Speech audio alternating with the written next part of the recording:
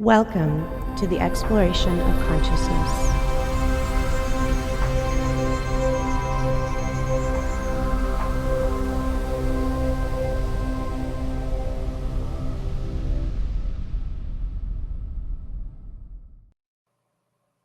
Welcome back, ladies and gentlemen, to the next episode of the Exploration of Consciousness TEC 12.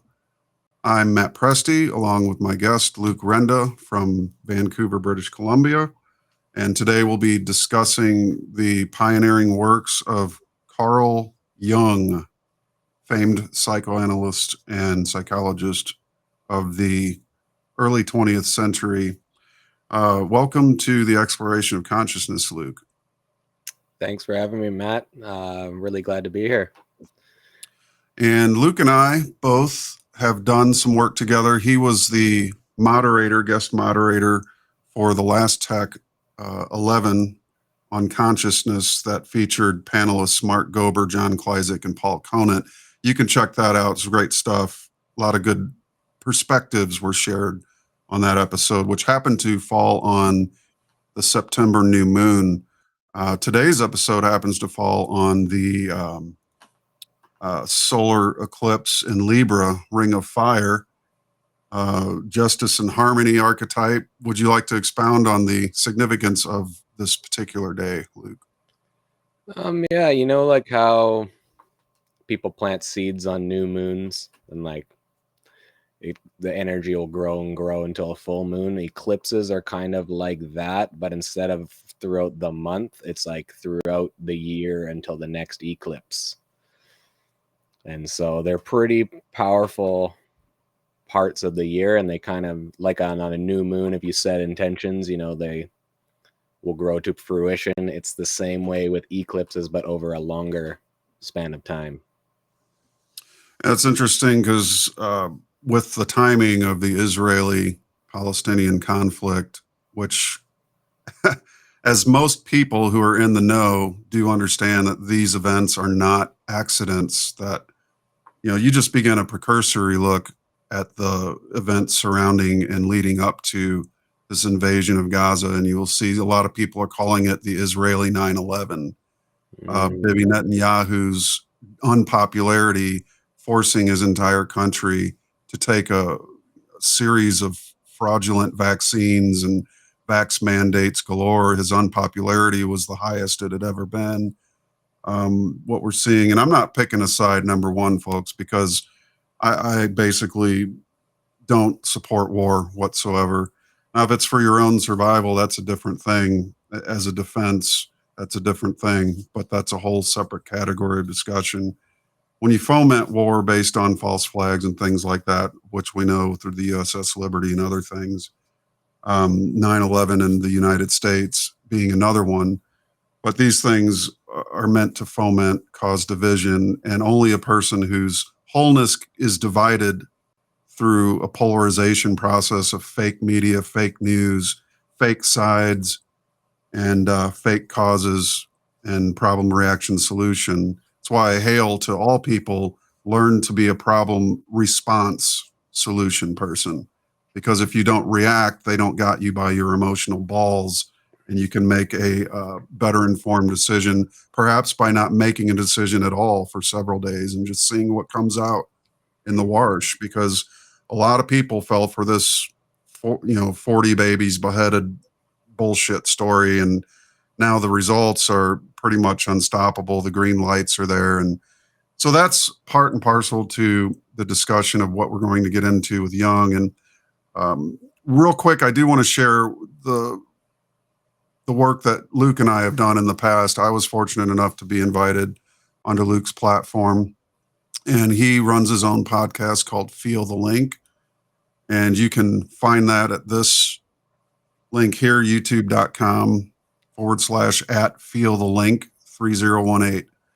So take a screenshot, write that down real quick. But this 5-part series was a great adventure for me. I learned a lot myself in the points that Luke brought out and the things we shared about the work of Walter Russell, entitled The Still Small Voice Within. I'm just honored to have been, considered by Luke to be worthy to come on and do this. So it's my honor to return the favor in a multi-part series podcast with Luke on the work of Carl Jung. And we'll be discussing in particular today possession. And that's a fitting topic for the state of the world today. So we'll just start from there. But why don't you give the listening audience, Luke, a little bit of background on yourself, and then we'll move ahead with the presentation. I live in Canada, British Columbia. I've been studying Jung for quite some time, since I was in high school, in fact. And I've always kind of been like a contrary thinker. Always, authority and stuff like that, having a problem with, adults and all types of things growing up. I think I kind of inherited that from my grandfather, who was also a very contrary thinker and fairly moved against the grains, so to speak. Kind of like a lot of these guys, Jung and yourself and Walter Russell and Ayn Rand. These are all people who greatly inspire me, and that's why I want to bring out this work. And you yourself, Matt, that's why that 5-part series we did, it was, in a way it was more about your work and dealing with the Russell philosophy, and I kind of wanted to bring that out.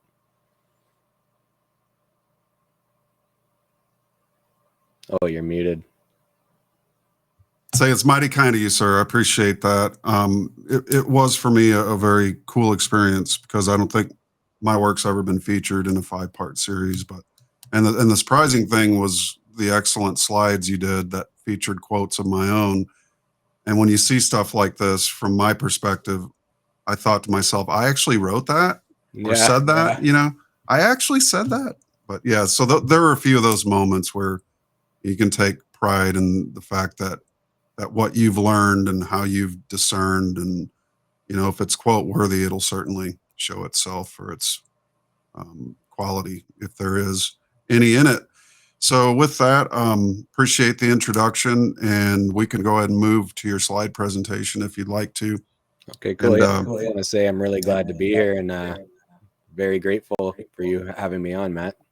You got it. I'm looking forward to this. I am a neophyte, and I do have to be honest about this. I'm no expert on Jung. You and I met through, I think, the Unslaved podcast. You had seen some of my work on there, and I got to say that the timing is fortuitous, because the last few weeks of Unslaved episodes have been, in a large way, focused on Jung, and this would be a good, you could call it a sister podcast to further explanation on the works of Jung. But someone like a Tessarion, who's read Jung's work 5 times over, his complete works, I mean, I definitely recommend everybody who hasn't gotten an Unslaved membership. And a lot of my listening audience are also Unslaved members. Here for the Truth members, there's sort of a cross-pollination between all these different podcast platforms that are working toward a more holistic understanding of humanity's purpose and, questions of consciousness, questions of psychology, the religious and spiritual and scientific sides of mankind. So all of these are, part and parcel to a greater understanding that we can create this synthesis within ourselves by reaching a dialectic and through the aphomatic process. So with that, if you'd like to begin, we can go ahead and start. Yeah, for sure. And I just want to say I haven't caught the most recent Unslaved one on the God archetype, which I imagine is just going to be amazing. I love Michael's way of going into things. I really can't thank that guy enough, and really appreciate his work over the years. And this is fairly good as almost like an introduction to the archetypes. And then there was another one he did recently as well. And if you haven't watched them yet as Unslaved members, maybe check this out first and then go into that if you are not very familiar with Jung, because I have a lot of just basic concepts in here. Yep. And his also work on Freud is stellar as well. The Anatomy of Human Destructiveness, episode 343, I recently said in a post that I'm generally not for the use of force, but I would be in favor of forcibly strapping down every warmongering fucktard to a couch and forcing them to listen to this podcast hundreds of times over, if need be, until the error of their thinking was fully realized. And that was a full week and a half, 2 weeks before this Israeli Palestinian conflict kicked off. So, in that, there is a sort of propheticness to the timing of all of this. And there are no accidents in nature, in my opinion. So, we just have to keep striving and pushing forward, getting this incredible and wonderful information out for all that are interested. And it's certainly going to spark my interest. I've got several young books. The last one I actually did read was the um, Flying Saucers, The Myth of Things Unseen in the Skies, or The Myth of Things Seen in the Skies. It's a wonderful companion to the Dispelling Dimensional Madness book that I did, which I had read, or Dispelling Dimensional Madness video, excuse me, that I did, which was prior to me reading the book on flying saucers by Jung. But certainly the man was in agreement with the idea of a fourth dimension being a mental fiction. So we'll just go from there. But yeah, definitely, guys, check out the work of unslaved.com. Some fantastic stuff these past few weeks on Jung, Freud, and other psychoanalysts. So let's go for it. Okay, here we go. This is just a title slide I came up with. Show the things we'll be going into: ego, personal conscious. These are all concepts that I had to kind of go into in order to bring out the idea of possession.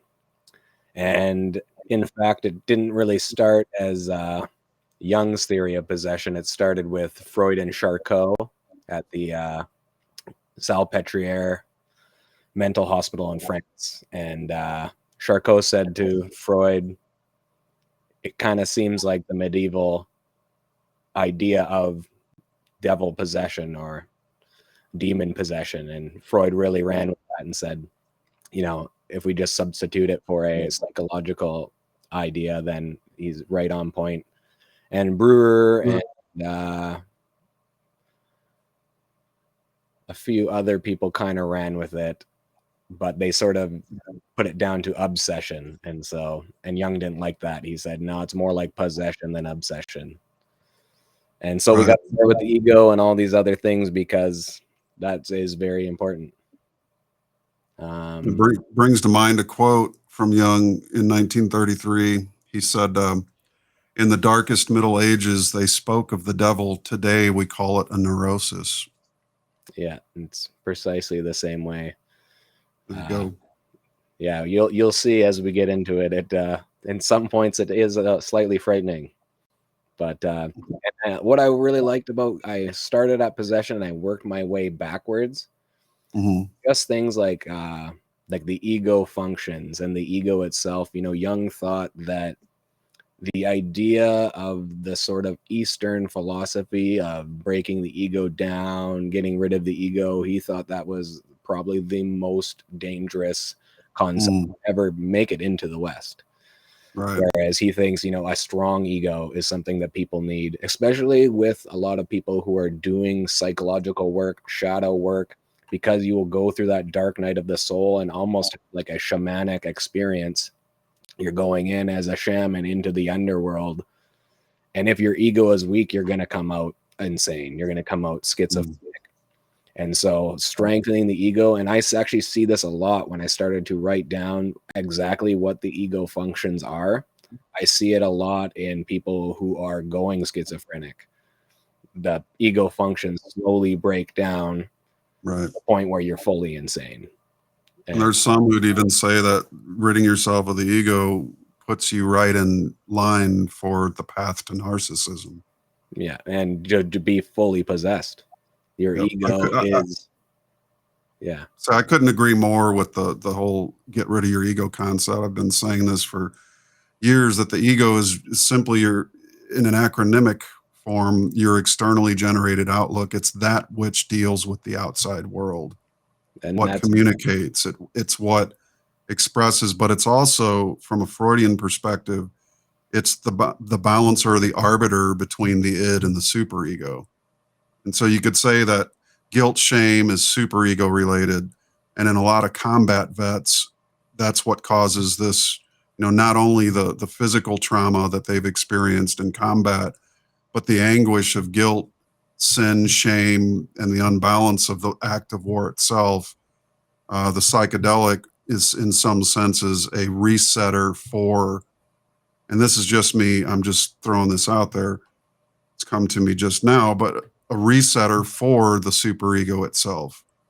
And in the sense that that could be called what I used to term a breaker reset, And I don't do the substance experience anymore, having gotten into the study and actually having experienced mini illuminations, if you will, which are substance less, and there's a clear reason that I took this stance, but I still think that for some situations, it's a wonderful tool, especially for like PTSD and things like that.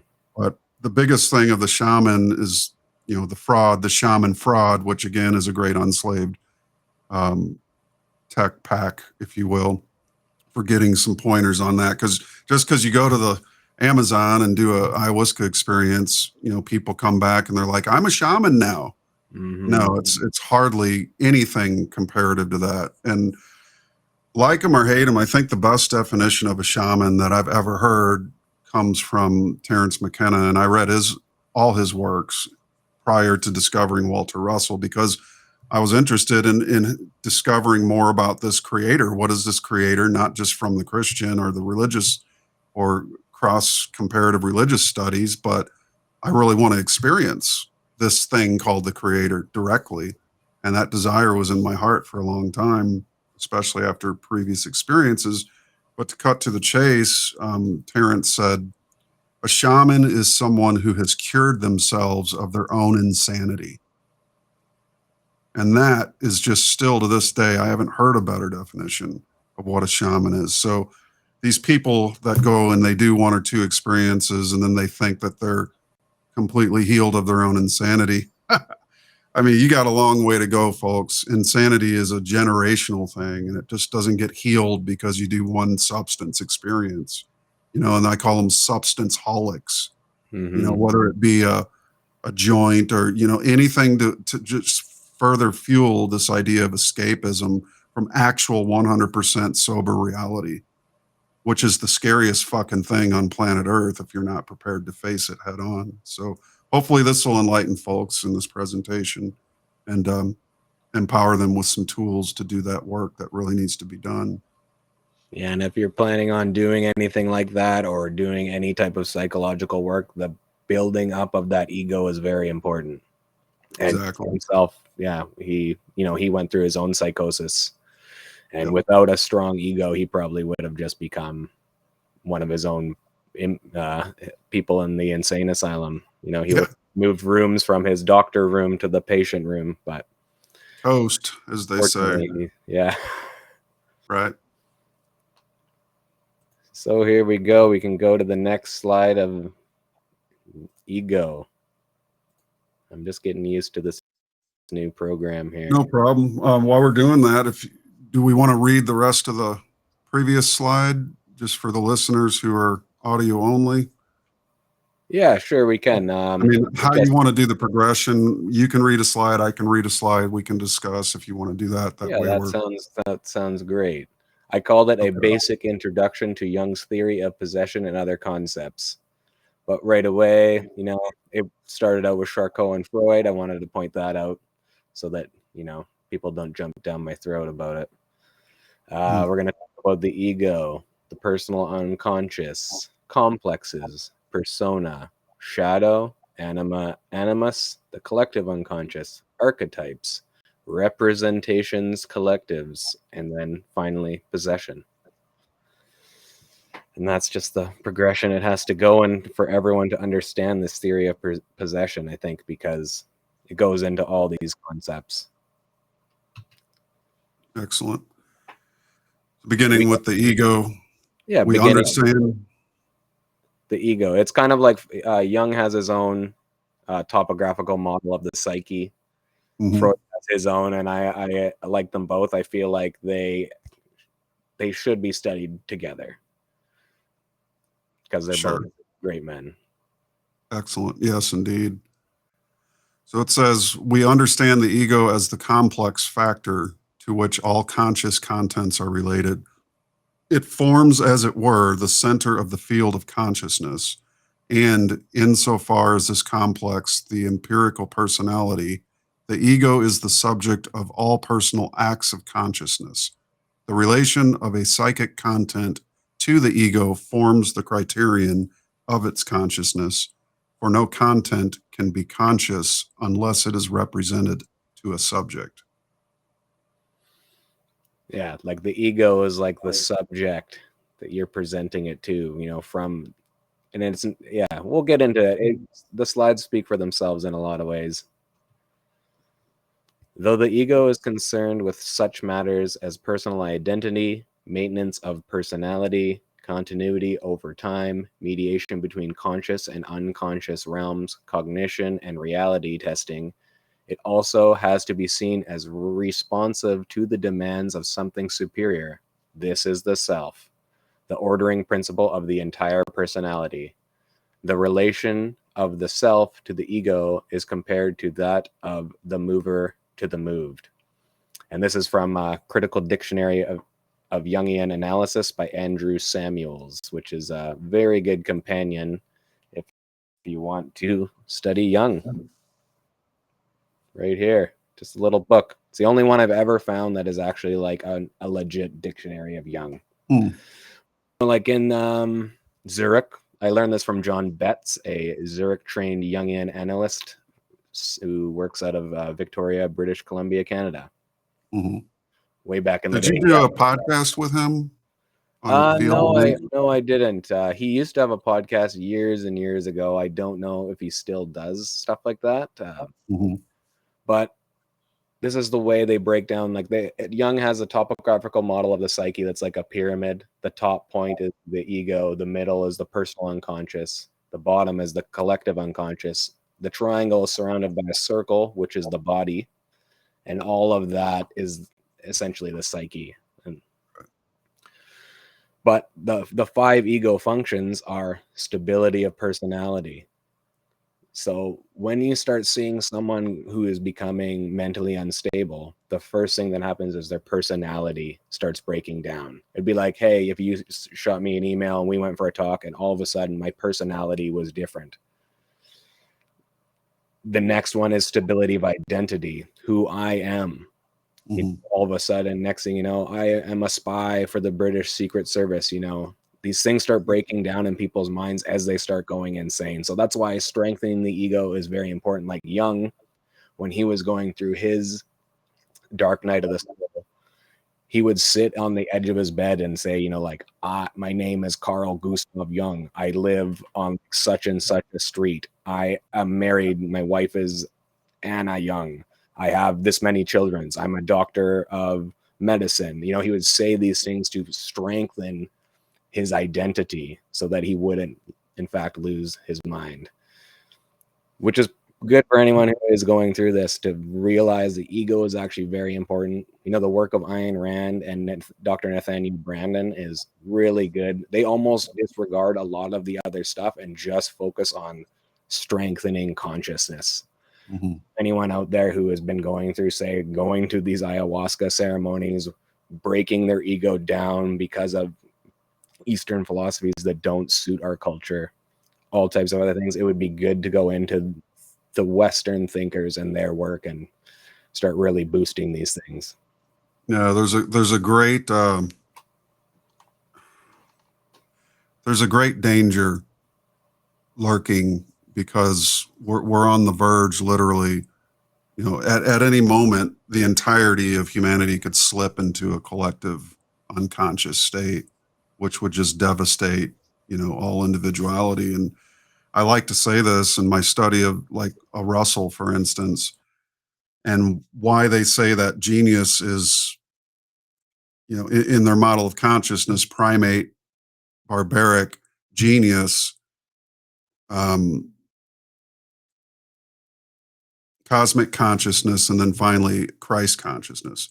But to get out of the barbaric, the primate and the barbaric could be likened to the id, and that's instinctual control, basically, which barbaric is freed slightly from that. But genius is a whole nother level of consciousness that, in order for it to exist, has to be based on individualistic pursuit of a consciousness away from a collective. That's how genius rises out of the fertile soil of, the doctrine of, say, a Declaration of Independence. It's what made it possible, in my opinion. And no other country on earth has ever produced as many geniuses. Maybe Britain would be second, but as many geniuses as America has. And there's a reason for that. It's the doctrine of individuation versus collectivism. And so it's very new, as a Tessarian would say, it's very new in the past 500 years that this was not the case always, that collectivism seemed to be, the root of mankind's consciousness. And so this phenomena of individuality expressing itself these last 500 years is what we call the Renaissance. It's what we call the Enlightenment period, the scientific revolution, and so on and so forth. These are the things that made it possible, is the individualistic mind approach to consciousness versus the collectivity, which has been, the law of the land for the last tens of thousands of years. So. Oh yeah, and you'll see as we go through these slides,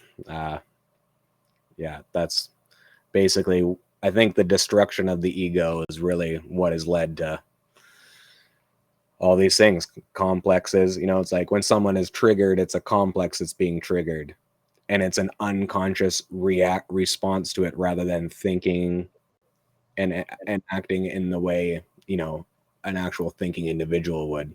Jung is funny. He talks about, it says if we understand, the Christian myth of Christ, that, even God seeks the individuation of the individual. Even God seeks his aim or something. Yep. I love him.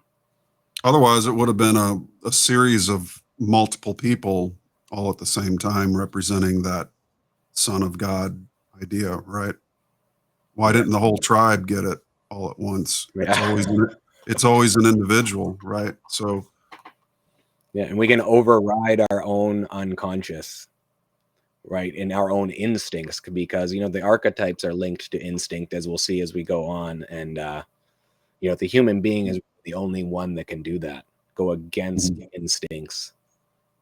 So I think his individuation process too really ties nicely with Russell's, idea of the fulcrum, which is that which is central, or the self, and the duality that we all find ourselves in. If you take those three, it's what I call a triality. It's the self and it's the world. And the world is always two. It's always divided. It's always opposite, light and dark, etc. And there it is. So it's, these are all cross pollinations that can help us syncretize into a greater understanding of all that is. Different words, same idea. So yeah, that's those are like my 5 pillars. The Walter Russell, Jung, Ayn Rand, Manly P. Hall, J.R.R. Tolkien. They all have these connecting links that interweave their quite nice, really, these Western thinkers. Yeah. And that's why you should not disregard the traditions of the West, folks, because these are who we are in some cases. And I'm not saying disregard the East either, but the East isn't the only book ever written. The West is rich. And check out Reclaiming the Blade if you want to learn more about Western martial arts, which have been completely obfuscated because of the Eastern influence. But moving ahead, brother. Yeah, and people in the East would do well to check out these Western philosophies as well, because I don't think it's working that great for them over there. Disregard self. Well, they're still primarily collective, and in a collectivist society, you have some of the poorest of the populations of the planet, And that's an interesting sign as well. Okay. Okay, we a few more quotes on the ego, I believe. Theoretically, no limit can be set to the field of consciousness, since it is capable of indefinite extension. Empirically, however, it always finds its limit when it comes up against the unknown. The unknown falls into two groups of objects, those which are outside and can be experienced by the senses, and those which are inside and are experienced immediately. The first group comprises the unknown in the outer world. The second, the unknown in the inner world. We call this later territory the unconscious. The ego as a specific content of consciousness is not a simple or elementary factor, but a complex one, which, as such, cannot be described exhaustively. Experience shows that it rests on two seemingly different bases, the somatic and the psychic. So right there, Jung is not disregarding the body either. He's not just in the head, as some philosophers would take the theory.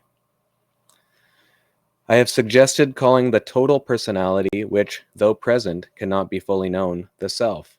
The ego is by definition subordinate to the self and is related to it like a part to the whole. So that's another thing to remember, like the ego is there as a tool for the self to individuate. Mm-hmm. Wonderful. And you can leave your presentation go, because I can cycle between us and the presentation. Oh, okay. It's easy Perfect. enough. That way you don't have to restart it.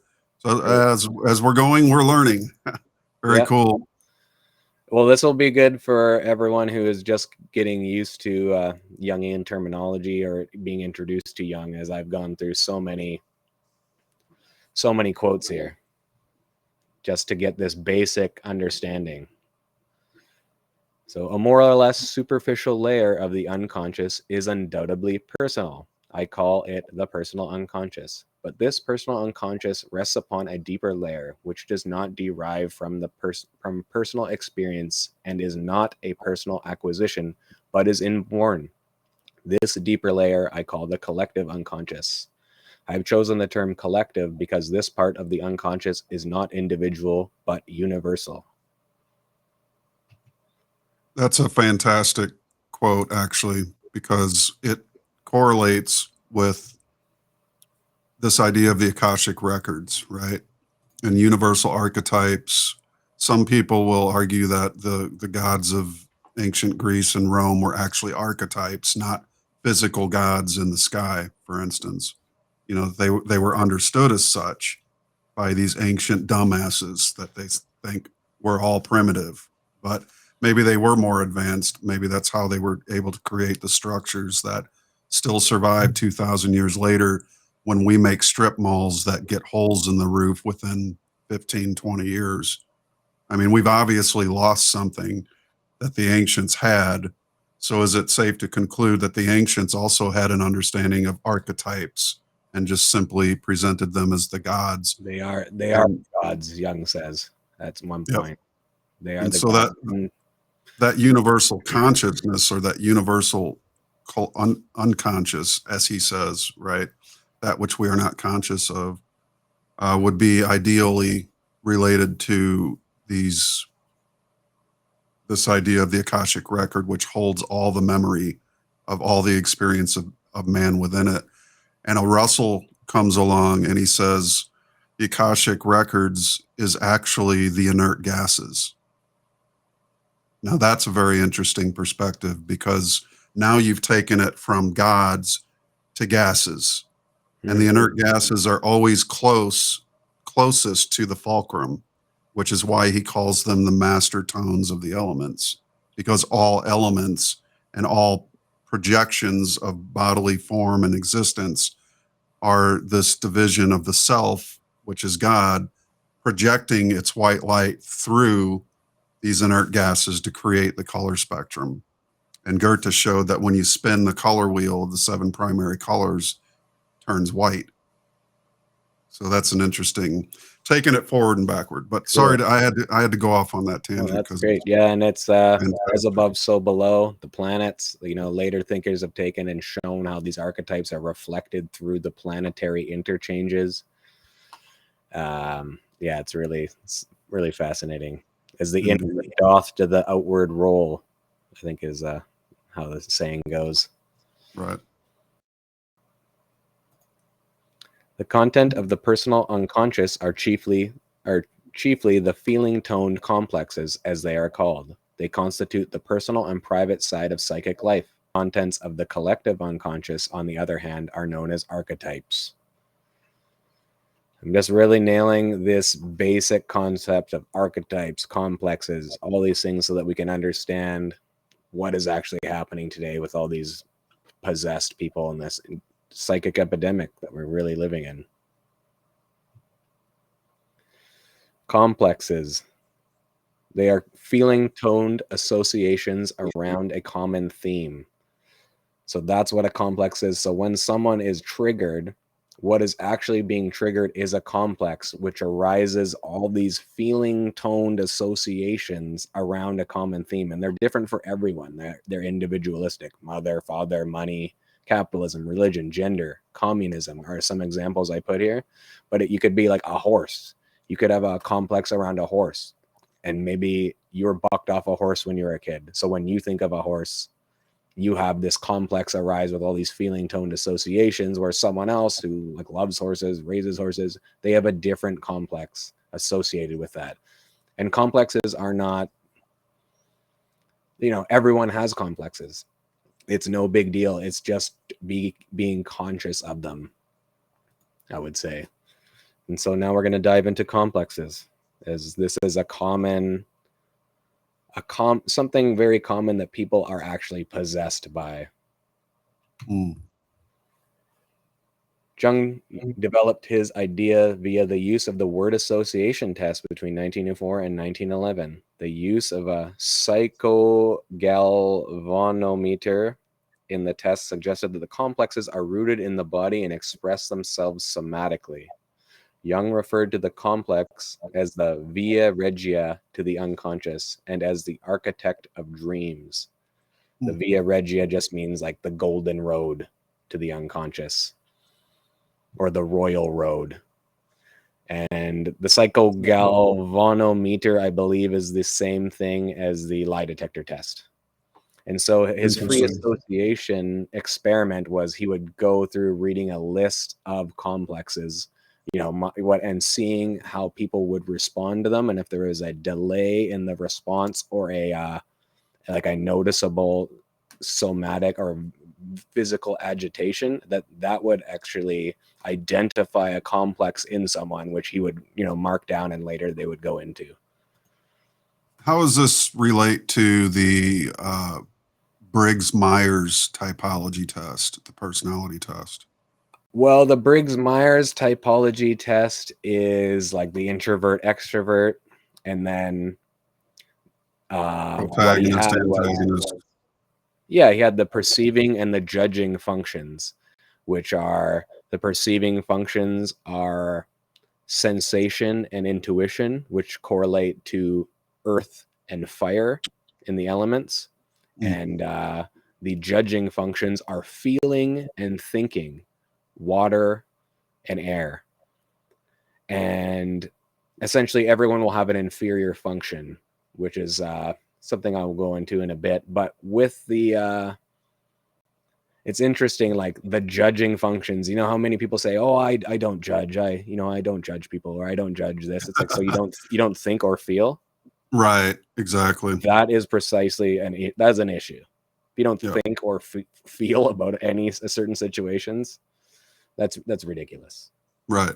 So yeah, that's interesting that test, which is basically Jung's personality type test, is still used by hundreds of corporate human resources departments. Still used, exactly. Potential employers, And one of the ways you can actually learn about your typology without doing the Briggs-Myers test is you can actually look at your natal chart, your astrology natal chart, and looking at basically where you have the most planets in a certain element, versus the least amount of planets in a certain element. You can see what your superior and inferior functions are, essentially.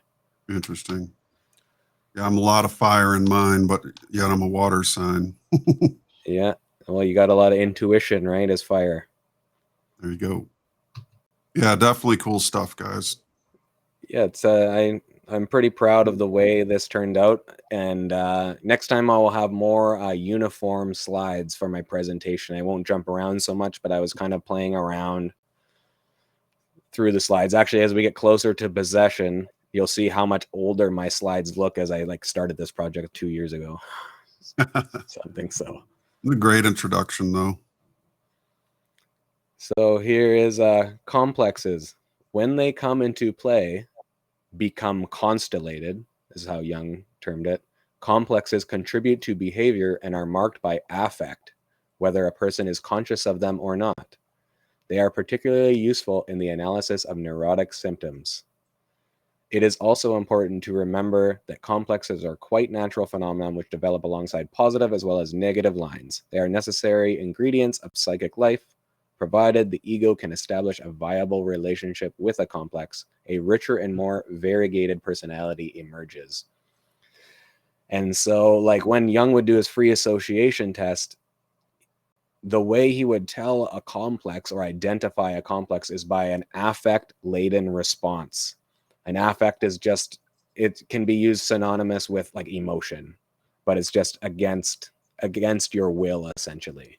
So an affect-laden response can be used to identify a complex. So anyone who does tarot reading, who does astrology readings for people, also can use this free association method of Jung. When you are saying things to people, look for these affect-laden responses, and then that will identify a complex for you, and perhaps something more meaningful will come out of that reading. Just a side note. Mm-hmm. Jung asserted that complexes behave like independent beings. He also argued that there is no difference in principle between a fragmentary personality and a complex. Complexes are splinter psyches. Inasmuch it is as an archetypal aspect, the ego also sits at the heart of an ego complex, a personalized history of the individual's development of consciousness and self-awareness. The ego complex is in a relationship with the other complexes, which often involves it in conflict.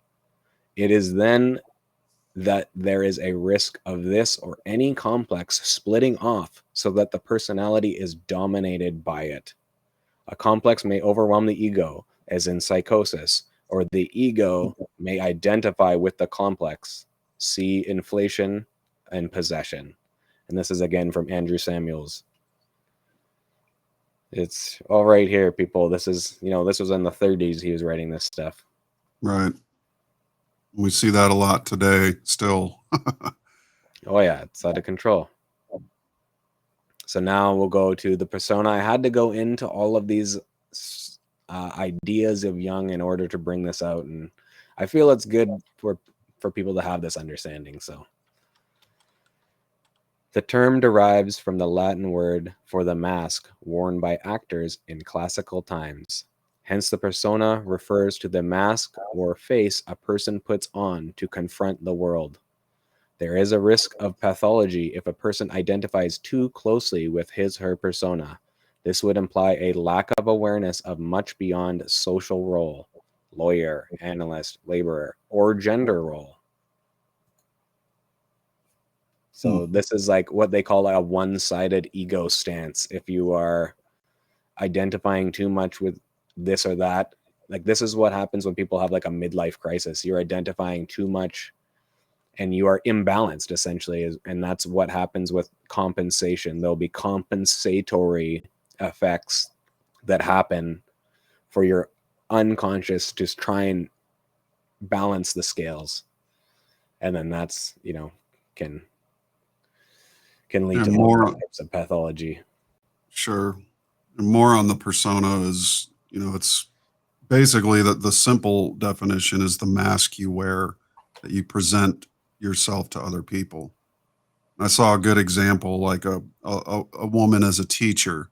She teaches 8 hours a day at a school. And if she doesn't take off that persona, she continues to try to teach the adults that she goes to have drinks with at dinner as if they were still her students. So you have to take your persona mask off, because the persona is that outward expression of your ego that you use to deal with, your job, with the outside world. But that persona, you can have several different personas, and they each interrelate or correlate, or they can be completely opposite depending on the needs of the situation. Like, for instance, being a firefighter, you have to show up with a certain, skill set, and you have to be ready to face certain traumatic situations, emergencies, and such, that it requires a whole different set of variables for you to be responsive to those emergencies. But you don't show up to a family picnic like you're about to put out a fire.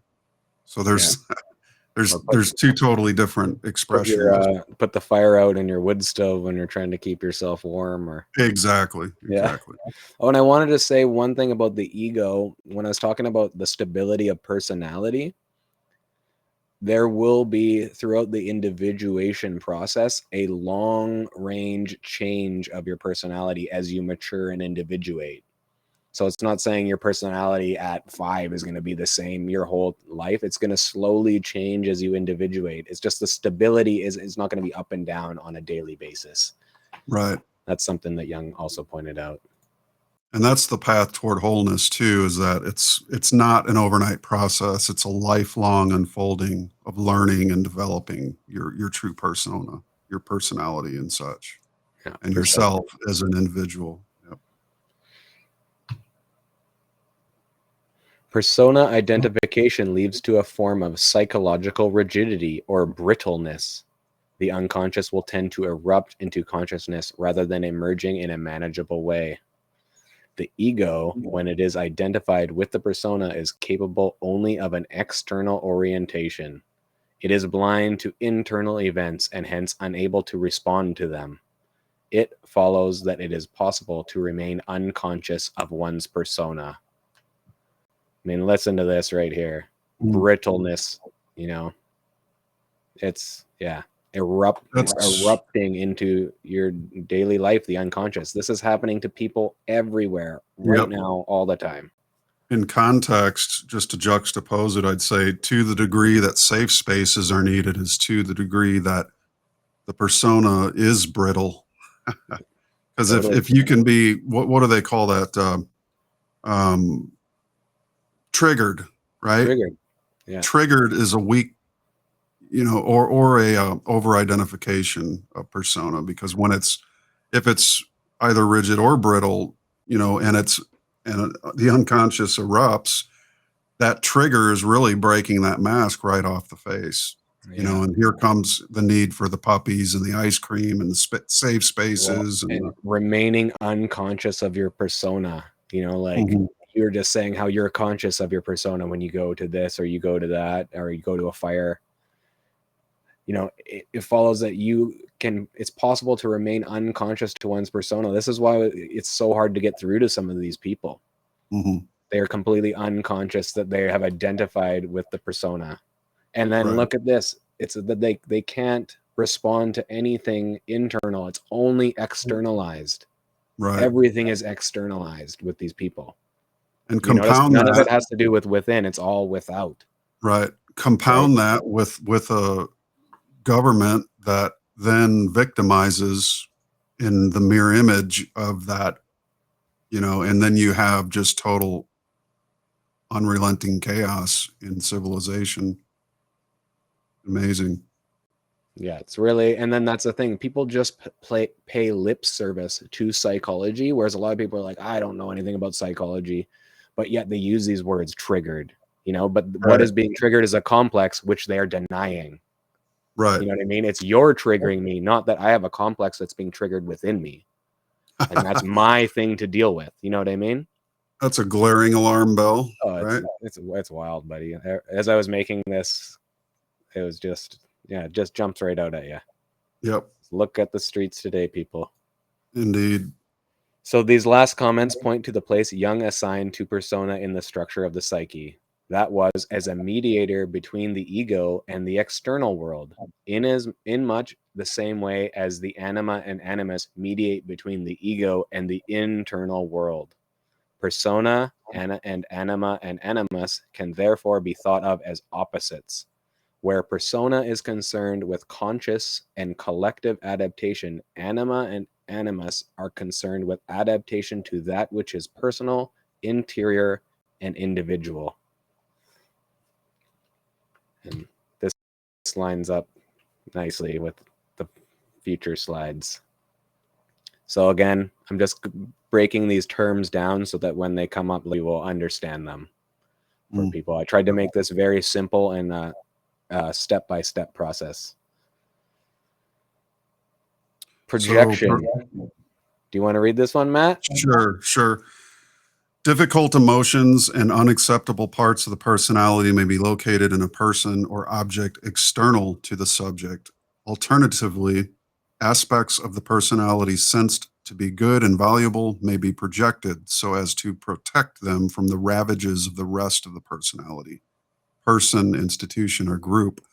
In analytical psychology, stress has also been laid on projection as the means by which the contents of the inner world are made available to the ego, that is, consciousness. The assumption is that an encounter between the ego and such unconscious contents is of value. This can be seen most clearly when what is projected is also representative of a part of the psyche.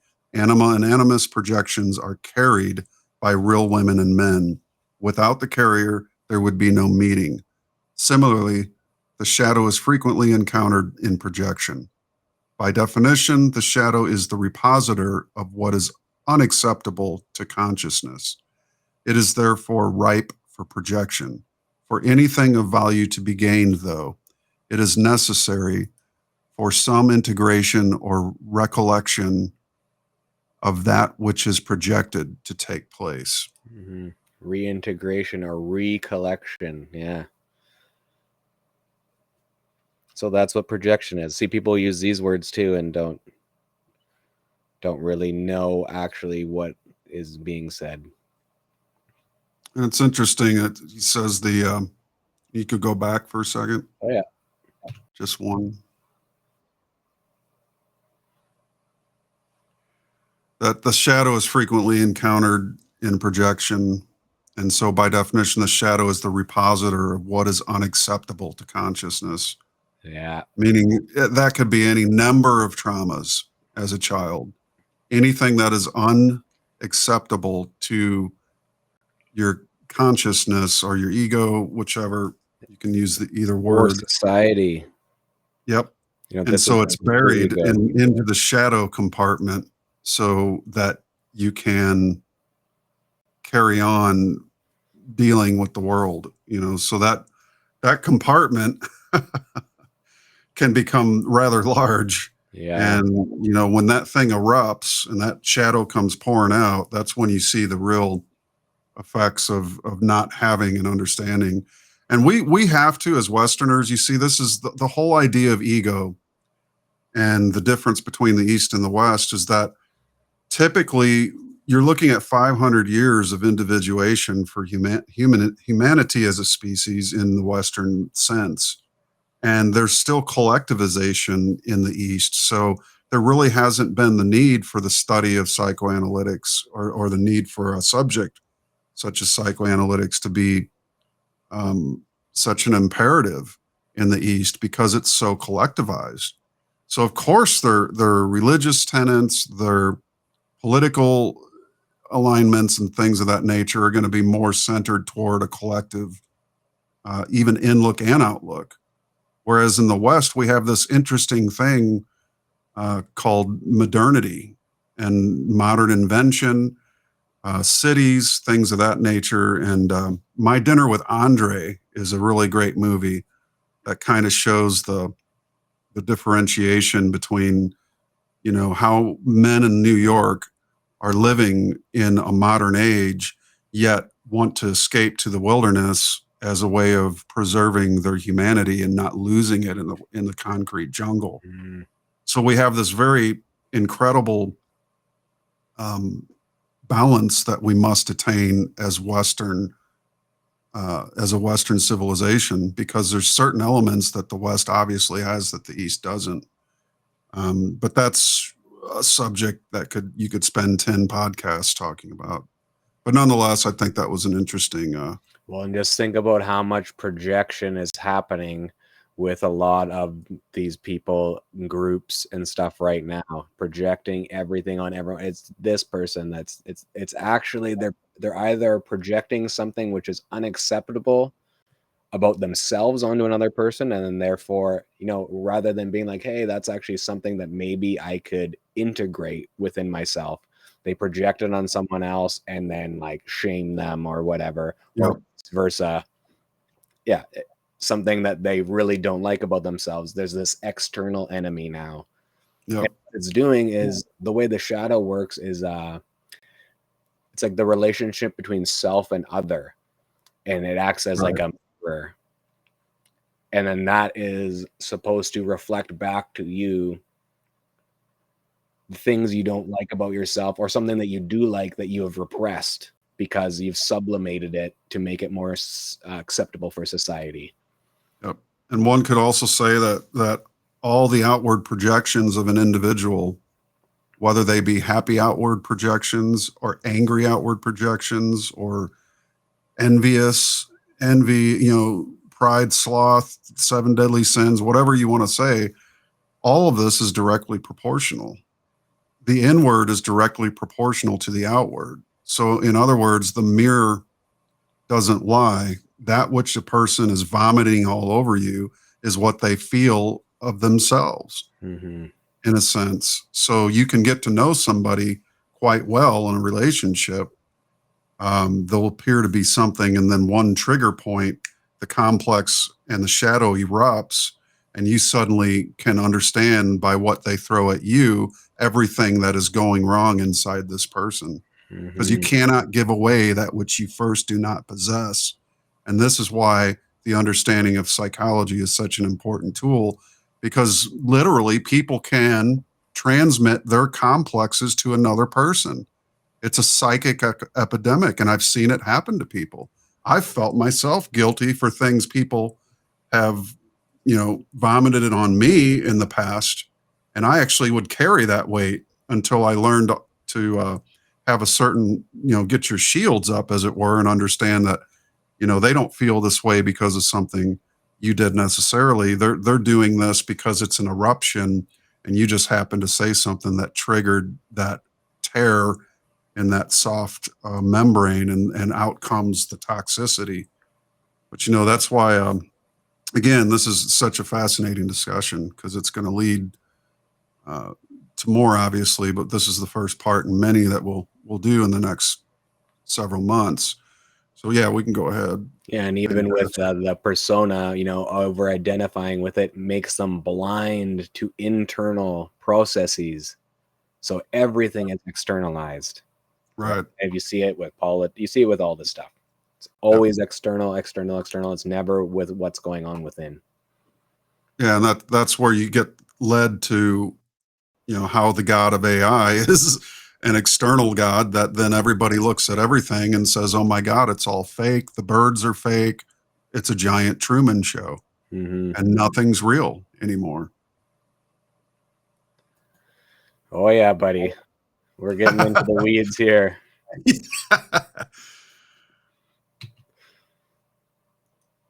So the shadow.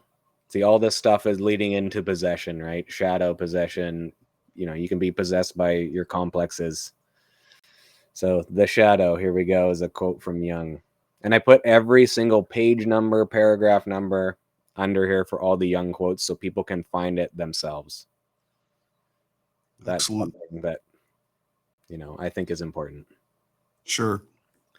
So the archetypes most clearly characterize characterized from the empirical point of view are those which have the most frequent and the most disturbing influence on the ego. These are the shadow, the anima, and the animus. The most accessible of these and the easiest to experience is the shadow, for its nature can in large measure be inferred from the contents of the personal unconscious. The shadow is a moral problem that challenges the whole ego personality, for no one can become conscious of the shadow without considerable moral effort. To become conscious of it involves recognizing the dark aspects of the personality as present and real. This act is the essential condition for any kind of self-knowledge, and it therefore, as a rule, meets with considerable resistance. Indeed, self-knowledge as a psychotherapeutic measure frequently requires much painstaking work extending over a long period. Yep. And this can manifest in patterns, and it typically does. It's always patterns. And these patterns are, for myself, and I'll speak for myself, but if people use this expression as a mirror into themselves, you'll get it quickly. But the patterns are self-destructive, self-sabotage, and let's say a traumatic experience at 5 years old, and then you are set off into a pattern of self-destruction, not knowing that the seed of the pattern, until it is through hard work, as he says, and recognized, will repeat over and over again. And the only way to avoid it is to become conscious of it. And when you bring the pattern to the forefront of your mind and you deal with it and you sit with it for a long time, and that's what he calls self-knowledge, to become aware of the shadow within you, the trauma, let's just say that. And it could be multiple traumas. It might be one particular one, but that sets up a pattern that then tries to, by its repetition, it's trying to get your conscious notice of it. And so, for instance, abuse as a child can ultimately result in failed relationship after failed relationship. But what is the seed of the failed relationship? The projection, as we just talked about, is onto the other person, where the projection itself is an eruption of the shadow that's not being dealt with. And so you get in a relationship, you still haven't dealt with the trauma from being a child when it was exacted on you. And so you project it or vomit it onto the person you're in a relationship with. You end up losing them. And then you think it's everybody else's fault. And you've had 10 relationships in a row and all of them work out in the same way with a breakup and, don't fucking call me back, you're psychotic. What's the pattern there? So there's always, the pattern is trying to make itself known. And by working to get to know the pattern, only by the knowing of the pattern can it be voided.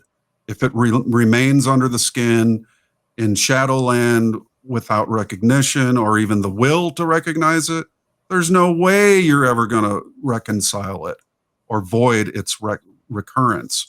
The whole point of bringing these traumatic experiences to the surface, putting yourself on the couch, as it were, is to stop the repetition of destructive patterns of self-sabotage and self-annihilation.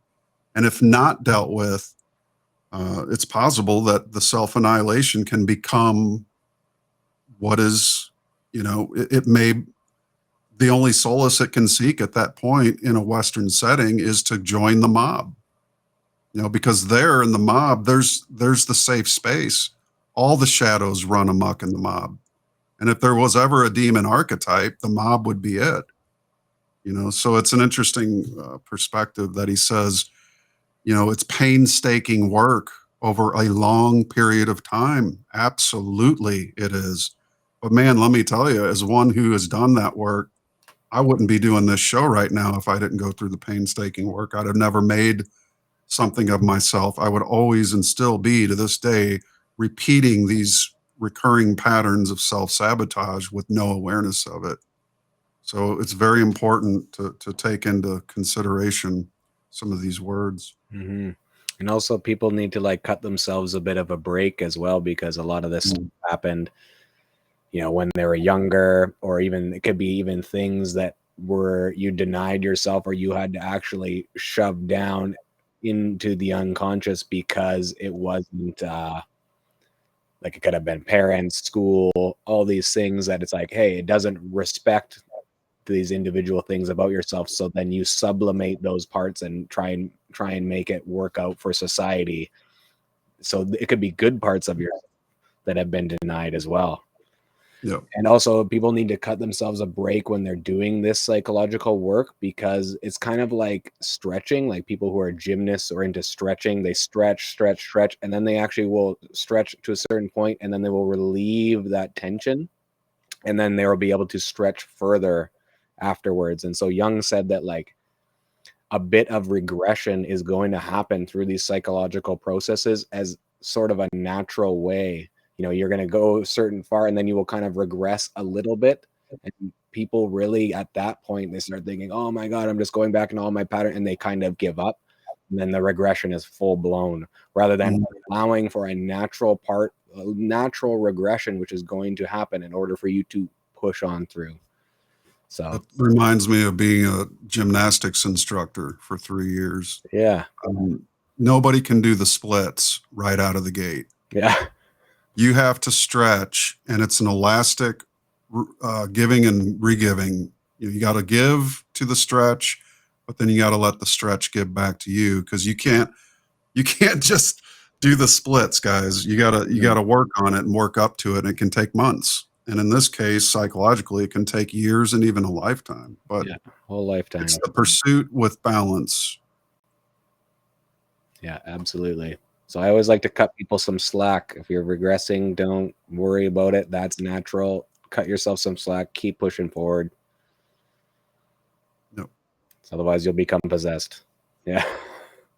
And the regression may not be like, repeating the pattern. It may just be breaking down from the realization of what you've realized, but giving yourself the space to process it, because the work you do, and any day, it could be the work of your job, the work of a relationship, the work of your book, whatever it is your endeavors are, you need a reflection time for anything you do. That's why we sleep at night. It's dreams happen, and you usually reflect in dreams things you've gone through in the day. But in those reflective moments, those are as important as the moments of work. They're equal in a sense. Yeah, give yourself a little space. That's the hyper externalized world that we live in, right? You're not actually giving the self space. Everything is being extroverted, not internalized, and giving internal time for yourself. Exactly. Okay, I think this is one of the last slides on shadow. I can read this if you Sure. want. Closer examination of the dark characteristics, that is, the inferiorities constituting the shadow, reveals that they have an emotional nature, a kind of autonomy, and accordingly an obsessive, or better, possessive quality. Emotion, incidentally, not an activity of the individual, but something that happens to him. Effects occur usually where adaptation is weakest, and at the same time, they reveal the reason for its weakness, namely a certain degree of inferiority and the existence of a lower level of personality. On this lower level, with its uncontrolled or scarcely controlled emotions, one behaves more or less like a primitive, who is not only the passive victim of his affects, but also singularly incapable of moral judgment. Wow. Boom. Yeah, and we'll get into group psychology and stuff later on. Yep. Jung basically said what you said about the group in some further paragraphs here. Mm-hmm.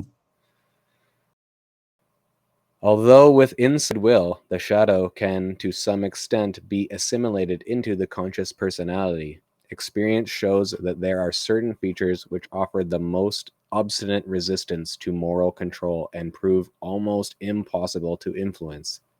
These resistances are usually bound up with projections, which are not recognized as such, and their recognition is a moral achievement beyond the ordinary. While some traits peculiar to the shadow can be recognized without too much difficulty as one's own personal qualities, in this case, both insight and goodwill are unveiling because the cause of the emotion appears to lie beyond all possibility of doubt in the other person.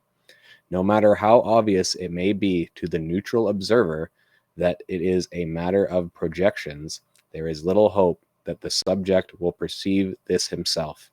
He must be convinced that he throws a very long shadow before he is willing to withdraw his emotionally toned projections from their object. So, it's really, he talks about morality quite a bit. But again, look at this. People don't see that they're projecting. But to us looking outside, especially at large groups who are always constantly projecting on people, as we see right now all the time for the last 4 years, constantly projecting, everything is being projected. They are unable to see it themselves. But from outside, we can see, look at this person is clearly projecting, whether it's political, religious, all the gender stuff. It's all projections. So Yeah, amazing, really. and that's why So I had to go into projection to order to understand the shadow. I've kind of worked back through this presentation. it's interesting. He says he must be convinced that he throws a very long shadow before he's willing to withdraw his emotionally toned projections I really from their love object. that. Oh, yeah. Because that's what happens is once you realize, wow, my shadow is huge, that's when the person is really going to do the psychological work. It's the darkest night, right? The dark night of the soul. Yep. You're going to realize that at some point, and then you will actually go into this sort of underworld of sorts to start figuring out what is going on, And this is true for nations as much as it is for individuals, because take the Israeli war right now. What is the projection of the Israeli state onto the Palestinian people? Yeah. Is it a long shadow that then, and what is the object of this shadow? The history of the Jewish expulsion from 118 countries, and still that shadow projects its as a whole nation onto the rest of the world, which is right now happens to be its closest neighbor. That's an interesting thing, because that tells me more than just individuals having shadows. It's also entire collectives can cast a group shadow or a national shadow, if you will. So that's another interesting point. Well, and even with that, the eclipse in Libra, right? Like what did you say? Justice, balance, these at this time, it's justice always and such a harmony shame. archetype. Yeah, harmony, balance. Inverted. Ruled by Venus, right? Which is like what we value, all these types of things, joy of creation, all these types of things that could have been. It's always happens, unfortunately, around these times of potential for creation and balance and justice, that something the opposite will happen. And that's not an accident. Why these dates and these times are chosen by these world leaders. They know what is going on. It's not an accident. Right. Yep. It's too good to be an accident, because sometimes with an accident, there would be a good accident, a beneficial accident for mankind. It's always something that is not beneficial and destructive, which if it was an accident, it would be 50-50, good and bad, So that's how we know it's a conspiracy and not a coincidence. There's my man right there. Though the shadow is a motif as well known to mythology as anima and animus, it represents first and foremost the personal unconscious, and its content can therefore be made conscious without too much difficulty. In this, it differs from anima and animus, for whereas the shadow can be seen through and recognized fairly easily, the anima and animus are much further away from consciousness, and in normal circumstances are seldom, if ever, realized. With a little self-criticism, one can see through the shadow, so far as its nature is personal. But when it appears as an archetype, one encounters the same difficulties as with anima and animus. In other words, it is quite within the bounds of possibility for a man to recognize the relative evil of his nature, but it is a rare and shattering experience for him to gaze into the face of absolute evil. That's powerful. Yeah. What are your Young. thoughts on that? Well, Jung, for him moving into like the Aquarian age, Jung was very worried about man's psychic instability.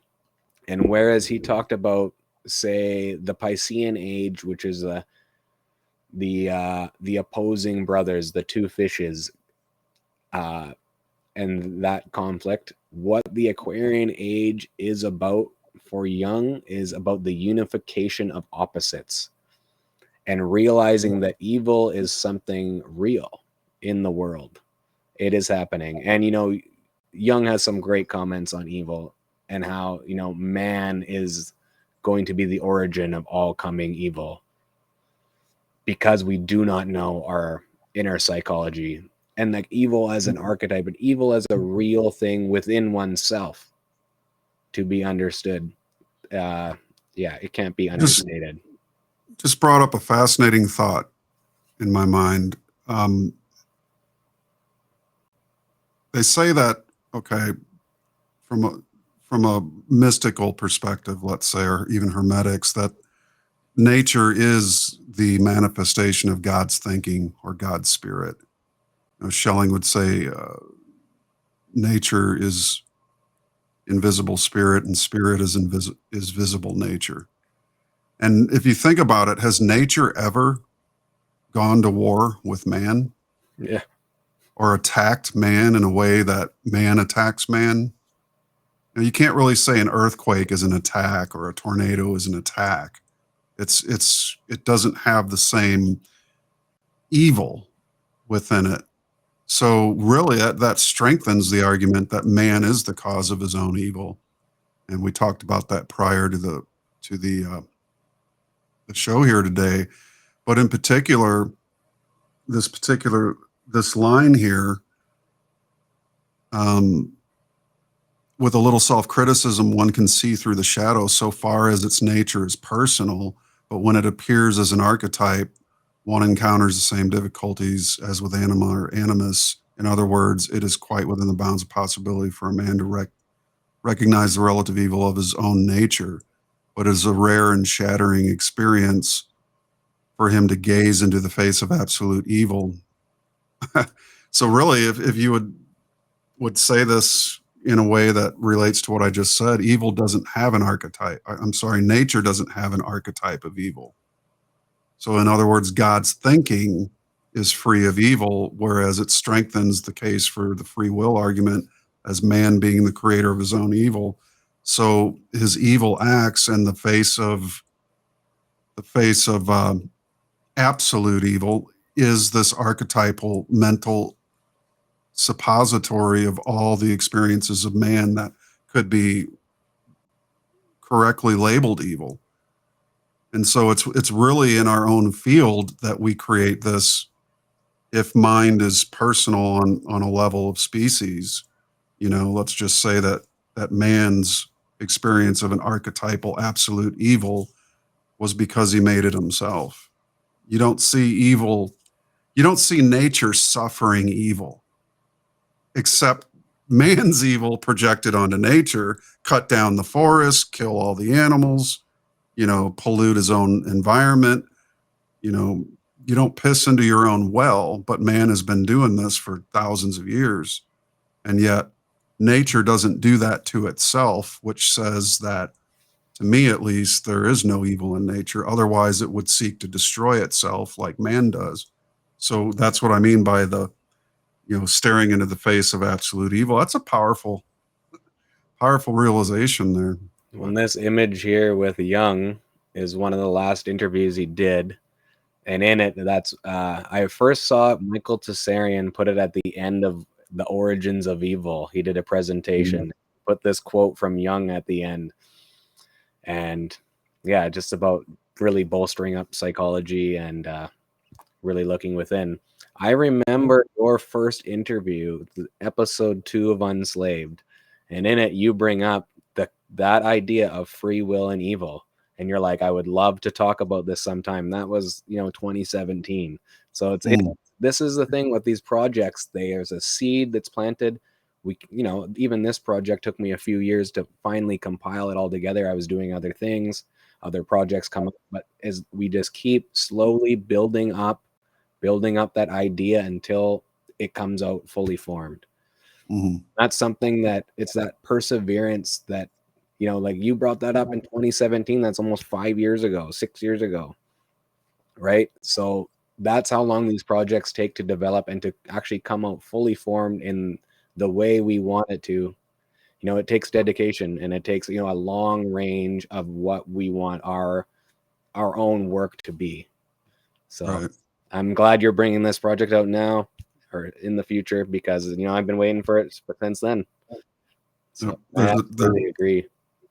There's a time for all seasons, they say. That's right. And, sometimes things aren't ready to come out too, just in the world, maybe Right. That's the right time for it, So I'm glad. Well, there's certainly the need for psychological introspection, especially at this time. I mean, we're on the verge, on the precipice of World War III. So I couldn't see it as any better time than to bring it out. And perhaps that's why these are all, these focuses are all occurring at the same time, it seems. I can read the next one. Okay, sure.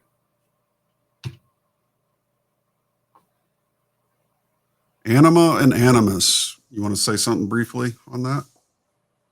Well, the anima and the animus is essentially the internal opposite of feminine and masculine in the opposite sex. So like the male's anima figure will be a female, the female's animus will be male. And it's kind of like in the yin yang, how within the white there's a little dot of dark, and within the dark there's a little dot of black. Right. It's just showing that within, there's an opposite within that whole. Yep. And he stated too that this came about from thousands of years of males and females cohabiting together. That this is how it basically embedded itself in the other. So that's an interesting thing to consider. So yeah, the empirical reality summed up under the concept of the anima forms an extremely dramatic content of the unconscious. It is possible to describe this content in rational scientific language, but in this way, one entirely fails to express its living character. Therefore, in describing the living processes of the psyche, I deliberately and consciously give preference to a dramatic mythological way of thinking and speaking, because this is not only more expressive, but also more exact than an abstract scientific terminology.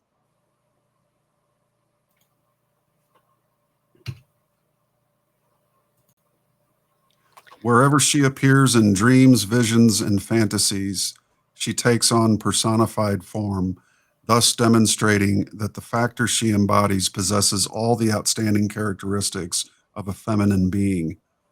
She is not an invention of the conscious, but a spontaneous product of the unconscious. Since the anima is an archetype that is found in men, it is reasonable to suppose that an equivalent archetype must be present in women. For just as the man is compensated by a feminine element, so woman is compensated by a masculine one. Very interesting. Yeah. The And high-res Ganlos. Yeah, perhaps nature's archetype is the hermaphrodite, because it embodies not only male and female, but both together. Unification of opposites. Yep.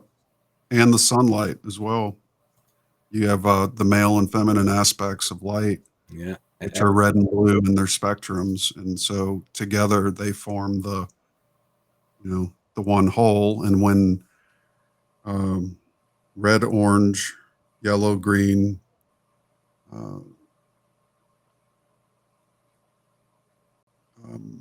red, orange, yellow, green, indigo, violet are put onto a color wheel and spun, they turn white. I keep coming back to Goethe because he must have known, that as light is masculine and feminine, it can have that wholeness. So the archetype for wholeness would literally be the hermaphrodite. Yeah, Goethe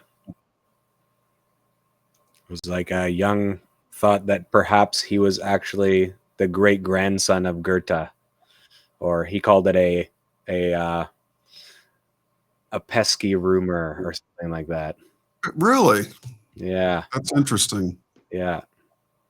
And that's why he was obsessed with Faust and Philemon and all of that stuff. Mm-hmm. But otherwise, his grandpa was a 33-degree Freemason and the head of the Swiss Alpine Lodge. So right. Comes from a pretty occult sort of background. Yeah, and that's unfortunately a lot of people think that's reason to dismiss his work, which is a grave mistake in my mind. Our country came from Freemasons, but that's no reason to dismiss this idea of the right to pursue one's own happiness or the doctrine of individualism, which is, again, in my research, the reason for genius arising at all was that the fertile soil for being an individual was firmly cut out from what was otherwise thousands of years of reign over individuals in the forms of collectives. And this is why the church, according to Gary Wayne, declared the Declaration of Independence and the Constitution to be satanic documents. We can't have these individuals saying that we no longer control them. That's just not going to happen. The monarchies and the church all decided that the best thing to do would be to destroy this experiment called the United States. So that's antithetical to this idea of, the U.S. was a deliberate invention.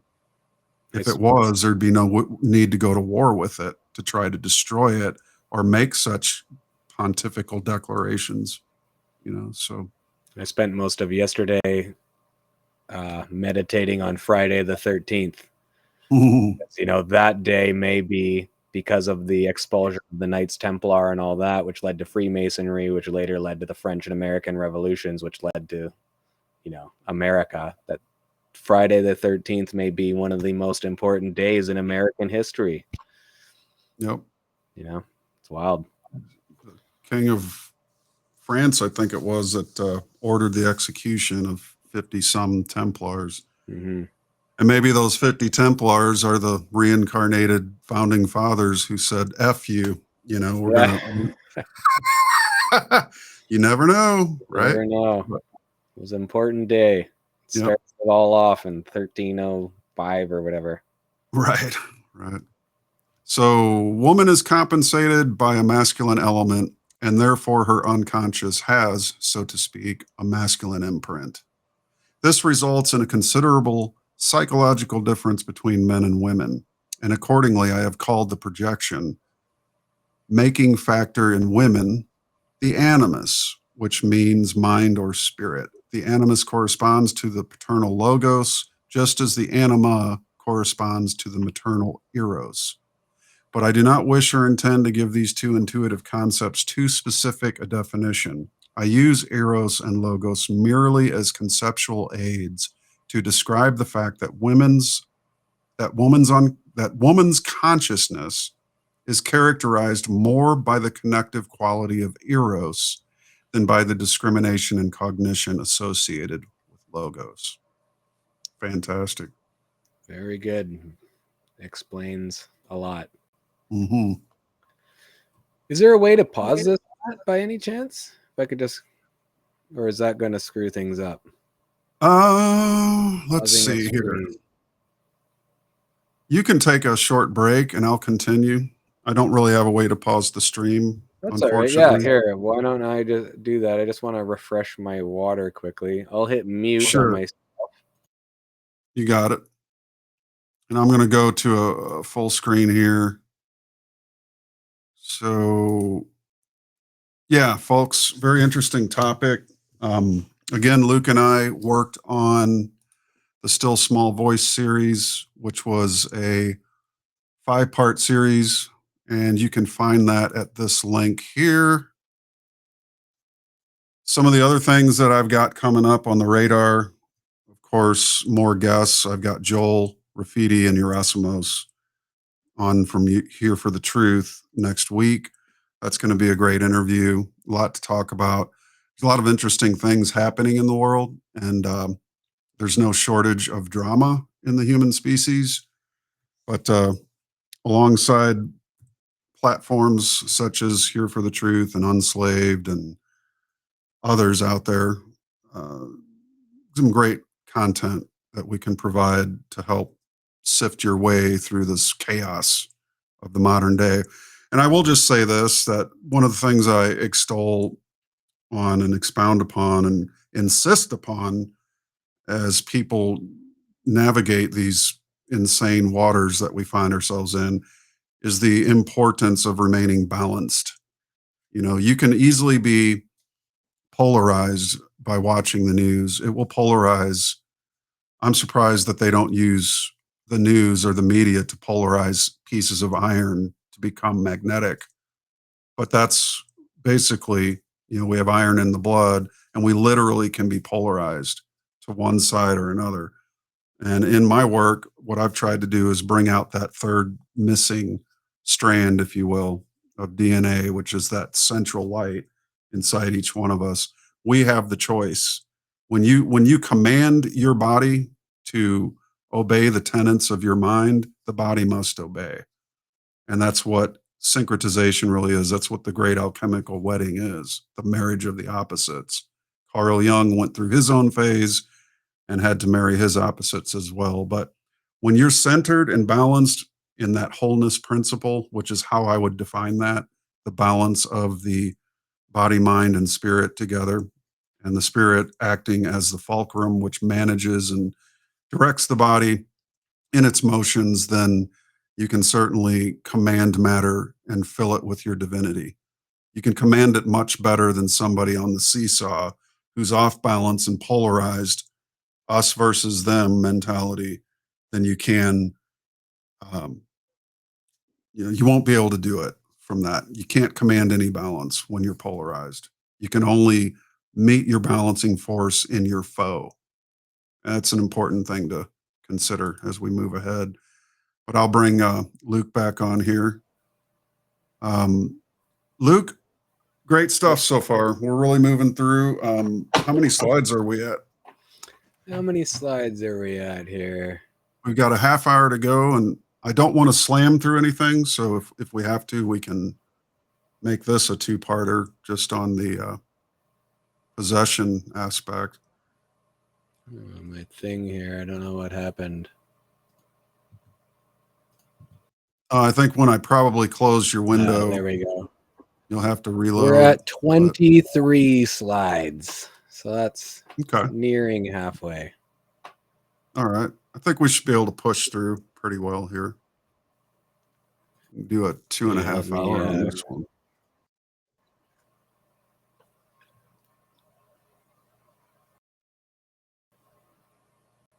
Oh, what's happening? Yeah, here? folks, There Luke's link at the bottom there, okay. youtube.com/ at feel the link 3018.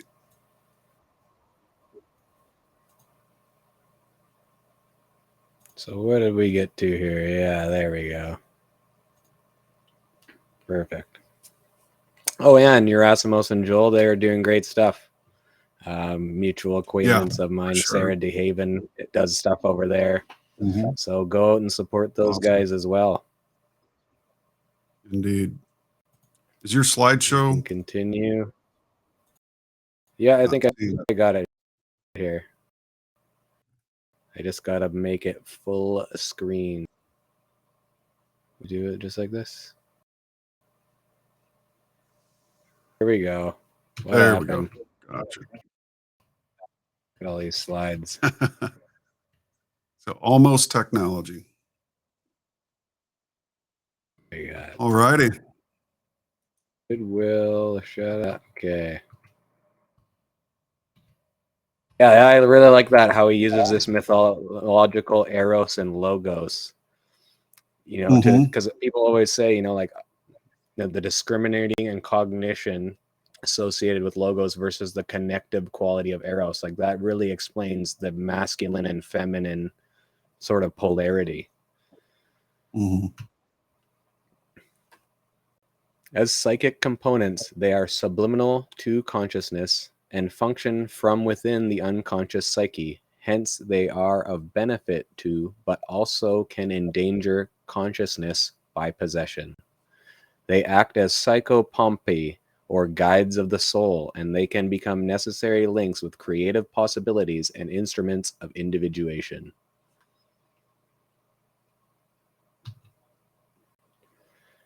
The effect of anima and animus on the ego is in principle the same. This effect is extremely difficult to eliminate because, in the first place, it is uncommonly strong and immediately fills the ego personality with an unshakable feeling of tightness and righteousness. In the second place, the cause of the effect is projected and appears to lie in objects and objective situations. Both these characteristics can, I believe, be traced back to the peculiarities of the archetype. For the archetype, of course, exists the syzygy, anima and animus, a priori. This may possibly explain the often totally irrational yet undisputed and undisputable existence of certain moods and opinions. Perhaps these are so notoriously difficult to influence because of the powerfully suggestive effects emanating from the archetype. Consciousness is facilitated by it, held captive as if hypnotized, or fascinated by it, held captive as if hypnotized. Very often, the ego experiences a vague feeling of moral defeat and then behaves all the more defensively, defiantly, and self-righteously, thus setting up a vicious circle which only increases its feeling of inferiority. The bottom is then knocked out of the human relationship, for, like megalomania, a feeling of inferiority makes mutual recognition impossible, and without this, there is no relationship. Wow.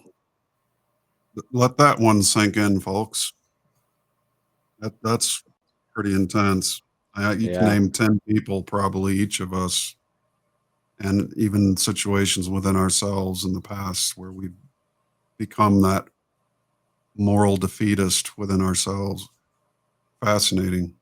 Yeah, and it's about relating a lot of things, right? Like Liz Green wrote a whole book called just Relating, and it's kind of about this and a lot of astrology. But yeah, where you cannot have any mutual recognition, right? It's just like, it's very powerful.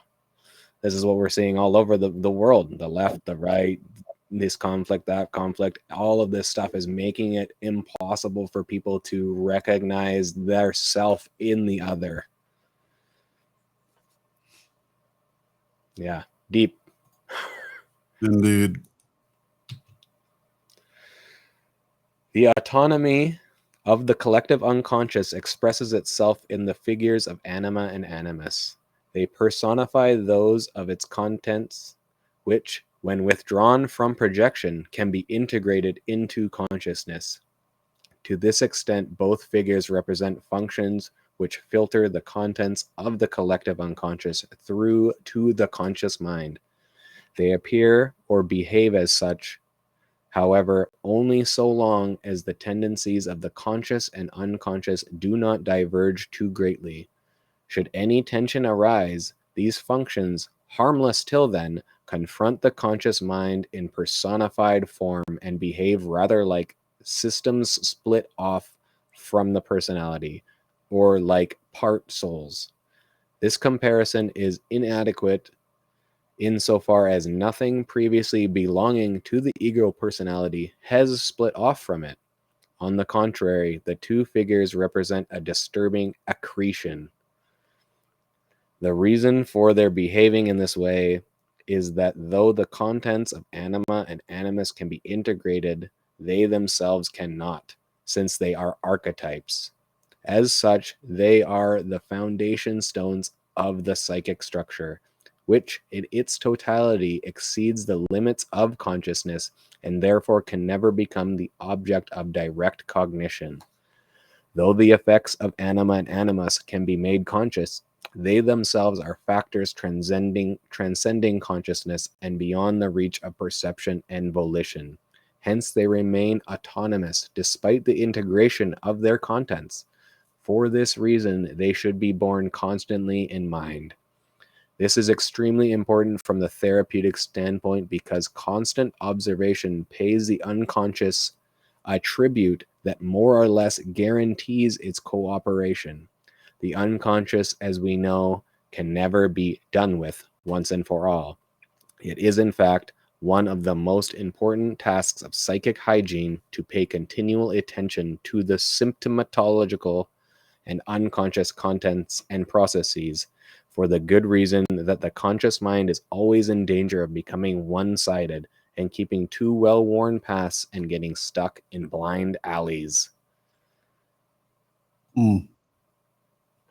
So the thing is, like with archetypes, what we see when we see an archetype is actually not the archetype itself, but the symbol produced by the archetype. So that's the archetype essentially is a symbol producing function. And because it is visual and a symbol, and that is how things are linked into instinct, which we'll get into archetypes in a bit. And so it's just to keep in mind that when people talk about archetypes, they're actually not describing archetypes, but they're describing like archetypal images that are arising from the unconscious.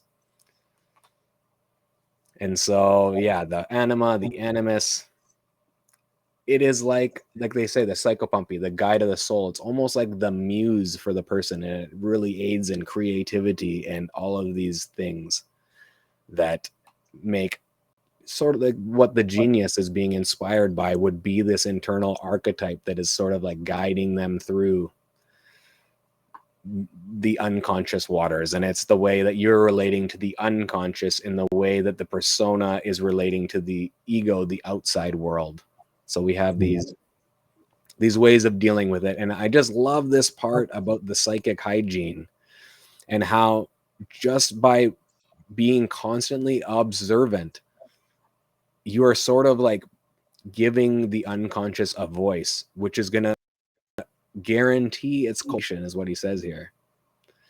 So it's like just by trying these things out, you may not get it at first. You may not, it's just by just doing it. Like a lot of things that people can do to start expressing their anima or their animus side is like through a writing practice.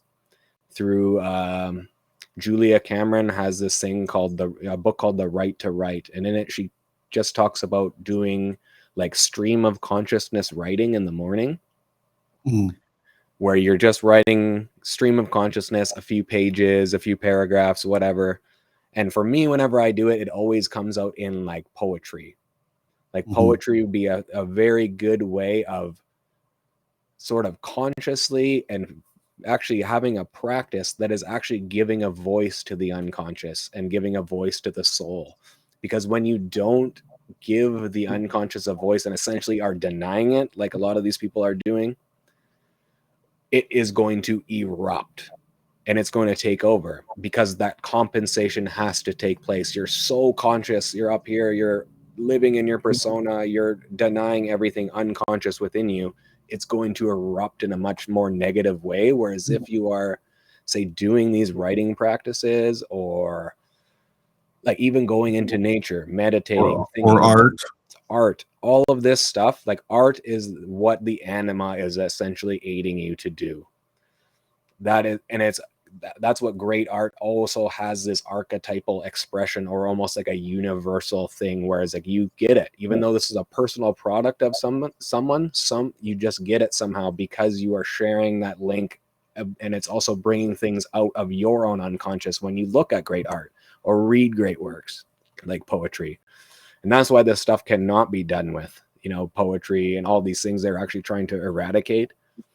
Creativity. This is actually what's giving a voice to the unconscious and a sort of like exercising it so that it doesn't take over in a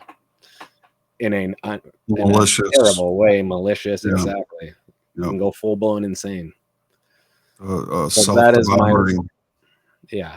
That's sort of my notes on that. It's fantastic. Yeah, it's interesting. So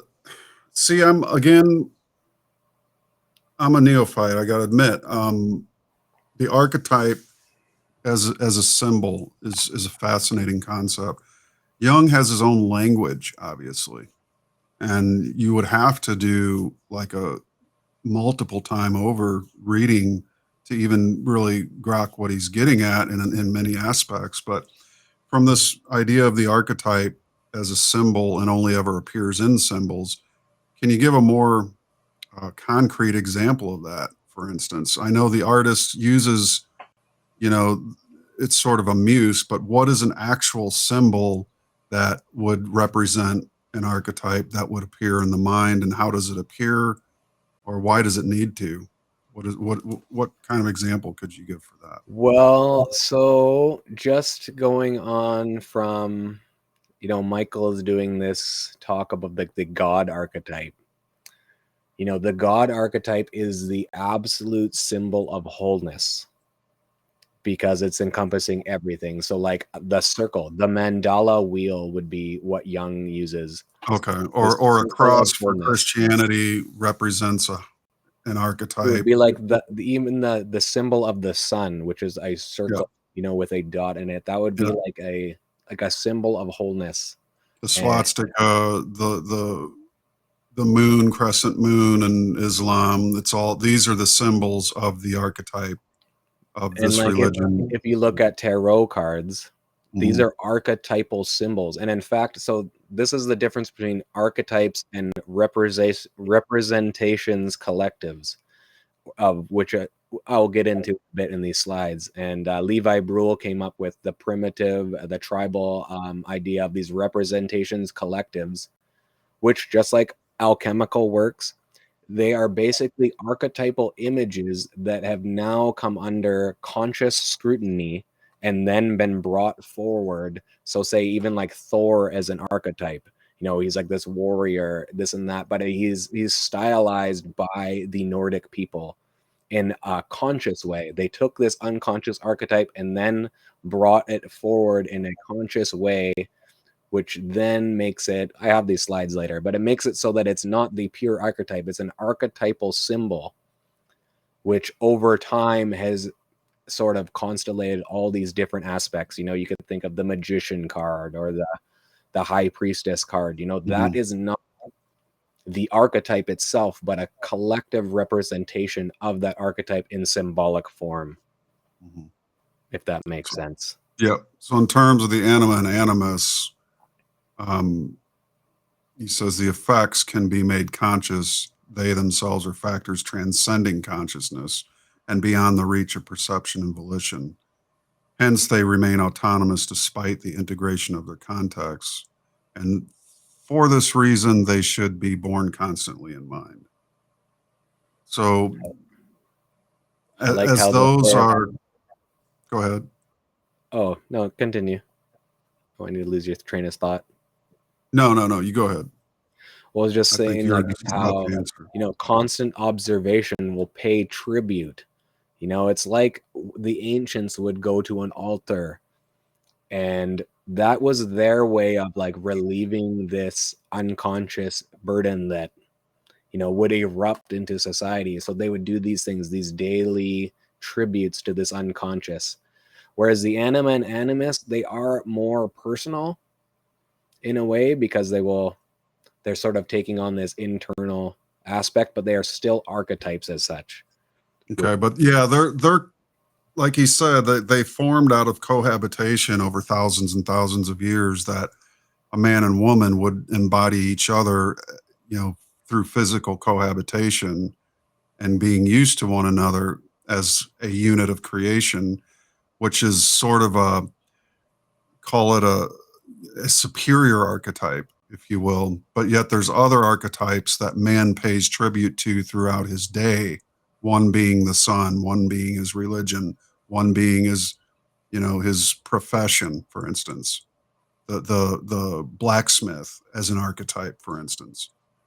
Would you say that's pretty accurate? That they're Yeah, and sort of a even super. like your type of artwork or your vocation, say your vocation is a good way to give that anima a voice. It's the things that you love doing. You know, you're not doing it as an occupation. I see. You're not doing it as recreation. You're doing it from this vocational point. It's the animus is kind of like holding your hand through this vocational approach and sort of giving you little hints along the way as to what that might be. And that's why everyone's vocation is slightly different. Understood. And we'll just keep going because there's more. Deliberate attention should be given to the unconscious so that the compensation can set to work. Hence, it is especially important to picture the archetypes of the unconscious not as a rushing phantasmagoria of fugitive images, but as constant autonomous factors, which indeed they are. So this is going, it's really linked, Jung linked archetypes to instinct, and that's how, you know, like bird, we know how to, you know, like, you know how to take care of your baby, you know how to feed yourself. There's certain things that are linked to instinct. And then, but with the human being, it goes much further than that into being what we're talking about, these creative beings, which not really any, you know, like a beaver can build a beaver dam, but it's not going to create a sculpture of another beaver doing some heroic, for instance. Right. You know, like Yeah, they didn't the have to go archetype to. of the hero. You know, They didn't is have one. to go to beaver dam building school either. It's innate Exactly. within the id of the beaver, the instinct. Yep. And the human being is the same way, but on a little bit of a different level because of this artistic nature. Like a young adult. So here we are.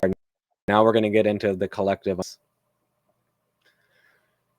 I am naturally aware of the unverifiable spiritualistic hypothesis, though I have no wish to make it my own. I must content myself with the hypothesis of an omnipresent but differentiated psychic structure which is inherited and which necessarily gives a certain form and direction to all experience.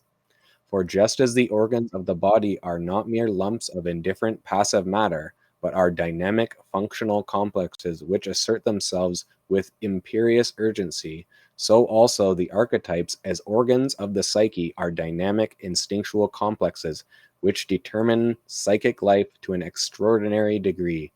This is why I also call them dominants of the unconscious, the layer of unconscious psyche which is made up of these universal dynamic forms. I have termed the collective unconscious. So that's, you could almost say that he's validating, yes, there's an unverifiable spiritualistic hypothesis, meaning God, right? Wouldn't that be the correct way to interpret that? So yeah, that's a very interesting thing that he differentiates, you know, the term or the spiritualistic unverifiable hypothesis of God, or um, let's just say one consciousness, for example, which in Russell science and philosophy, they refer to consciousness as being all there is, that there's no such thing as an unconscious consciousness.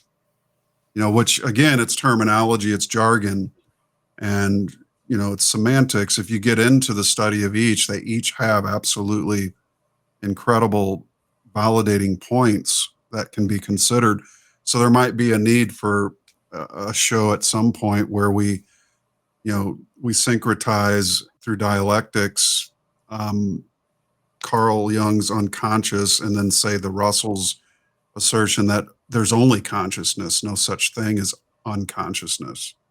Okay, and there's arguments pro and con for both, but that would be an extremely interesting show to do. But in his collective unconscious and what he's saying here, just as organs of the body are not mere lumps of passive matter, but are dynamic functional complexes, so also are the archetypes. And that's fascinating to me. Yeah, see, Ayn Rand would have hated this stuff too. So, in a sense, he is, in his own way, being spiritualistic. oh yeah, he's I very. mean, I can see to a rational mind why they would instantly lump him in and falsely claim him to be a mystic, were it not for his empirical backing over his tenure and career as a psychoanalyst. So you can't. It's interesting, the Briggs-Meyer protocol is still being used, but 90% of the psychoanalytic world says Jung is just some, anomaly that's to be discarded in favor of a more neo-Freudian, conceptualization and physicalism as treatments for problems with the mind. Here, just take this prescription, that'll soften the effects of your psychic breakdown or your anxiety, but never deals with the problem. So yeah, Jung spent his whole life trying to be an empiricist when really he was a mystic. Exactly. If you go through his collected works, he goes from, he's empirical, and right here is like almost in the middle, 8 and 9, volume 9. It's like he's right in the alignment, and then he goes more and more into alchemy and stuff like that. Well, it's almost as if his empiricism necessitated his own breakdown. Absolutely. And excuse me, if that's the case, then doesn't this say a whole lot? Yeah. I mean, that his red book and all his researches into astrology and more of the after post breakdown seem to be a complete 180 in the man's life. But in that experience, which lasted 5 years, if I'm correct, he was able to integrate the opposites within himself, which could be that empiricist-minded, rational, reductionist model of thinking versus his own shadow, which was the need for his spiritualistic side of himself to explode out of its suppressed state, perhaps. Yeah, absolutely. And his work is so long and it's very long-winded. Like, people give best is Immanuel Velikovsky really gives Jung shit because he's like, I read this entire book in between his rantings about Protestantism and this other stuff. Like, what he says is like, drifting clouds finally clear, and we actually get a sentence that I can use. Because his work is all over. It's almost like his work in a way is his own individuation process. And so, but because, at first I had real trouble, you read Freud, it's like small books, it's every sentence really matters and is really concise.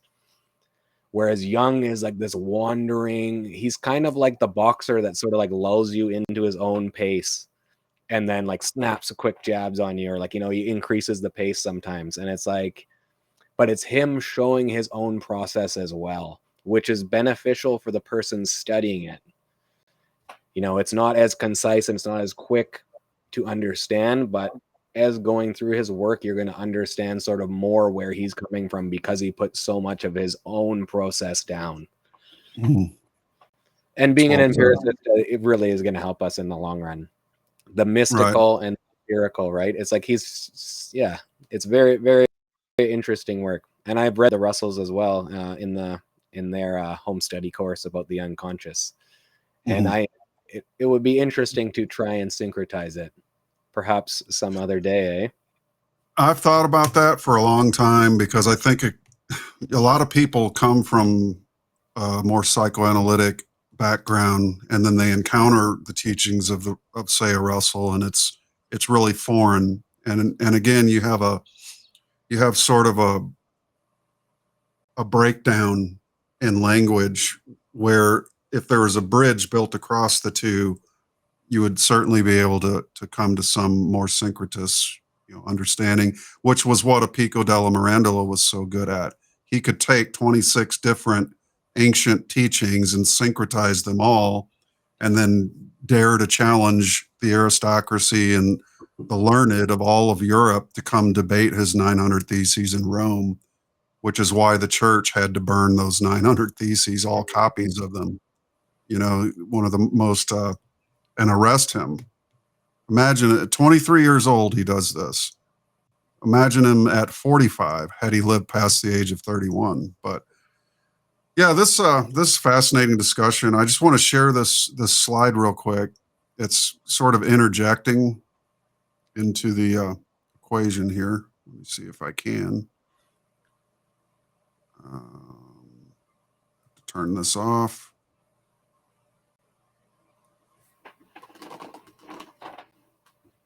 Yeah, and you notice that quote is from the introduction to the Tibetan Book of the Dead. Right. So it's interesting how he's crossing these lines. It's got a lot of good introductions to different people's works. Indeed.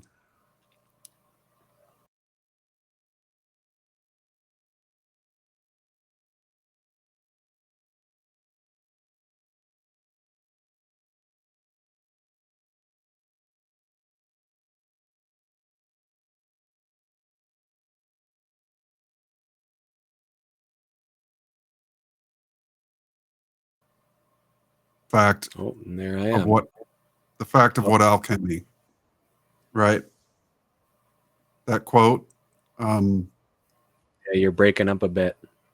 Am I okay? Perhaps I'm repeat it. fiddling. I'm fiddling with too many things here on the. Yeah, it's all good. Why don't you read that quote out again, though, for everyone? Yeah, I missed definitely. it. Wholeness is not achieved by cutting off a portion of one's being, but by integration of the contraries. And that to me is like 1000% validates alchemy, because he was a studier of alchemy, and that very statement in and of itself tells me he got the main teaching of alchemy, which is not the transmutation of metals, but that of the experimenter himself, which is, again, psychologically put, integration into a state of wholeness, where the fulcrum becomes the individuation, the self, the God, which is the consciousness or the collective unconscious and personal consciousness, individuated as one. It's the consecration, the marriage, if you will, the alchemical sacred marriage, and thus your sun and moon become the savior child in the Vesica Pisces. Well, his largest book is called Mysterium Conjunctionis, which is the mystery of the conjunction. It's his largest volume, maybe along with the typology one, but he has 3 volumes on alchemy. He saw himself akin to an alchemist, especially in the analysis process. He felt that the analysis between patient and doctor was an alchemical process where 2 separate elements, doctor and patient, are coming together and they're both changed, and then something new comes out of it, Right. And he talks a lot about Mercury and the spirit Mercurius and a lot of stuff. I'm going to probably go into some of his alchemical work in the future, but I'm keeping it as basic as I can. See, as complicated as some of these quotes are, it's as basic as I could make it. Right. That's why it took me so long to compile these slides from all the different works just concerning these few topics, just so I could talk about possession, which is, it's very complicated, but it's, as we go through it, people will have more understanding, and maybe rewatching this or even taking snapshots of the slides and reading the quotes over to themselves, they'll really find value in that, I think. Yeah, indeed. It's a lot to digest at one time, but as you go through it and over time, you will just really see the gold that's shining through there. Mm-hmm. And this, of course, leads to multiple avenues. Again, we'll definitely have to talk down the road about doing a synchronization or syncretization bit on, maybe even several different philosophies. But psychology and philosophy are not that far apart in terms of, mental processes. And certainly a lot can be syncretized out of. Well, with my channel, Feel the Link, I'm kind of going to go through these thinkers on their own, and then slowly you're going to be able to, at first I felt that thread between these people, and then I actually had to find it empirically, and that's sort of what I'm slowly going to do on my channel over the years, is bring out these thinkers and then show how they are connected. Right. Because as a root, Western mysticism was the foundation for pretty much all of this. All of the sciences come out of Western mysticism. All civilization, I would dare say. So, I mean, if there's one topic, and among all others, that you should get familiarized with, I would say that is one important one, seriously, because, what rises up out of the mind is everything. And having a good personal philosophy, that's what Ayn Rand states. Everyone has a philosophy. It's whether or not their philosophy is benefiting them or not. A lot of people have a philosophy, as you see in the world, it's not benefiting them at all. Their lives are in shambles. And it's burning down civilization and going to war at the same time. It's externalizing. What they want to burn down is their scaffolding within, not the external world, because their scaffolding within is what's rotten. But then they project it out onto the world, right? It's, you got to have the philosophy and the psychology going hand in hand, and that is, going to lead to a good life rather than a destructive one. Yep. By their actions, they shall be known. Precisely. Let's see what I got here. Here we go. Archetypes. We're finally there. Now we're getting into it. Yeah. The inherited part of the psyche, structuring pattern of psychological performance linked to instinct, a hypothetical entity irrepresentable in itself and evident only through its manifestations, which are the symbols. The archetype is a psychosomatic concept linking body and psyche, instinct and image. This was important for Jung since he did not regard psychological and imagery as correlates or reflections of biological drives. His assertion that images evoke the aim of the instincts implies that they deserve equal place.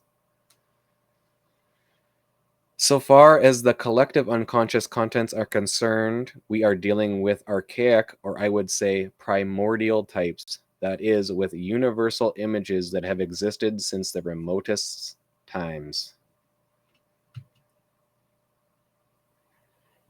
They are essential phenomenon of life which express themselves in the main psychically, just as there are other inherited characteristics which express themselves in the main physiologically, on the physical level. Among these inherited psychic factors, there is a special class which is not confined either to family or to race.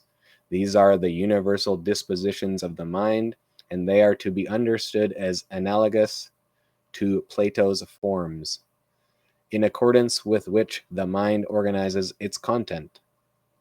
One could also describe these forms as categories analogous to the logical categories which are always and everywhere present as the basic postulates of reason.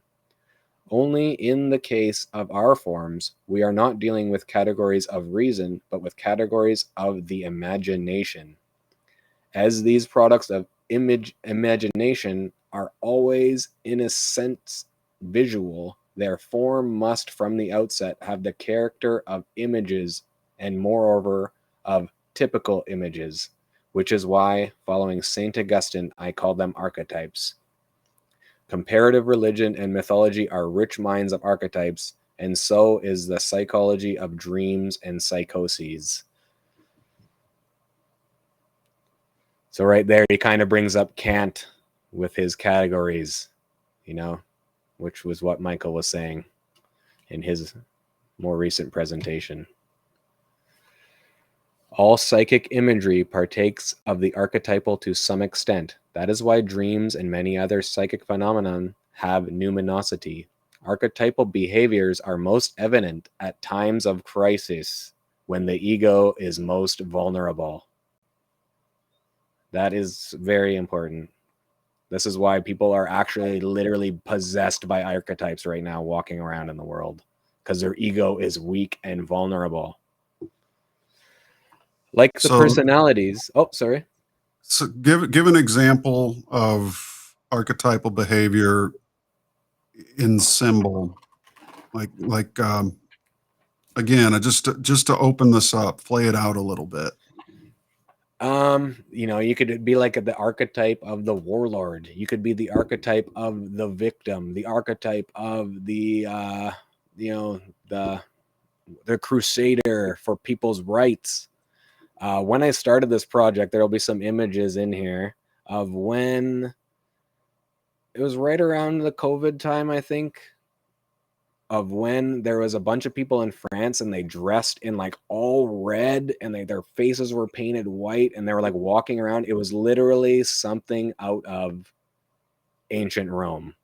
And it was about like protecting the environment and all this the cultists, the climate cultists, they wear these red robes and to symbolize blood. And when I saw that, there's a quote later which will correspond with the image of that, and it was like, I just, so Jung thought that like, archetypal possession was at work during World War II, when he says, like, it's in a slide later, but when they're walking around carrying the symbols of Rome, they're doing the Roman salute. He's like, had I talked about this 10 years ago, people would have said I'm insane, but now it's walking out in the streets. Basically. Right. Would you say like, yeah, that's fascinating, because so the instinctual, or let's say the archetypal behavior literally is a behavior that represents this unconscious collective symbolic idea, but it's expressed in the somatic and the physical. And you can actually look at a person and say that person's possessed, but it's the possession not of a physical property, but the possession of a psychic property, which dictates the actions. And that's why you can call it an archetypal behavior. So for instance, with say the T's, the trans thing that's going on. So these people have denied their inner animus and anima. Excellent. So much that it's literally taking over their body. But the thing is, they're on the outside as an external thing. Wow. Yeah, that's that there, right there, folks. Let's repeat that. Yeah. So that's like, it's like we're trying to treading over broken glass here with this type of stuff, because you have to be super careful. But well, we're not on YouTube, so say what you need to, because it's like important. with the persona, if like it takes over, you're just identifying as a policeman. You're not a human being who's here with a job to like actually like help and work for these people. You are identified just with a policeman, or like, so and that's what everything is externalized. Like that's why I had to go through these slides in a certain way. Because it's like they're blind. What he said in that first slide with the persona ego has identified so much with the persona that it actually blinds you to internal processes. So the way that the persona is the opposite of anima and animus. Now the anima and animus have taken over the persona and are actually just externalizing themselves rather than it being an internal process. And what happens is you're not paying the lip service. You're not giving conscious recognition to that inside you. So then the unconscious is actually compensating and arising in a negative way. And it literally it turns itself inside out and reverses the physical nature of your own sexuality. Literally happening. Yeah, that dude right there, that is super duper powerful. Yeah. And so that's why to these people, it's like, hey, perhaps start paying attention to these internal processes Right. before doing all of this externalized stuff. And, you know, perhaps that's maybe the way it will start, is in an externalized way so that you will notice it. Well, it's But as if the human species itself is ripping itself inside out in order to draw attention to the psychic phenomena that's being ignored, because but also capitalized by these nefarious yeah, entities or this cabal, which is why one of the biggest explosive uh, businesses today is sex change surgery. What's that well, tell you, people? My God. pharmaceutical, right? The pharmaceutical companies, these Yep. people become actual lifelong pharmaceutical victims because they have to keep taking these types of drugs Yep. for And their entire lives. it serves one underlying agenda, which is if you know this in your heart and soul, everything they do will make sense. This is all about, and you can do the hashtag on any comments anywhere where you feel it's deemed necessary. Hashtag population control. Mm-hmm. Everything that is going on that is abhorrent in this culture centers around that. That's your central pier.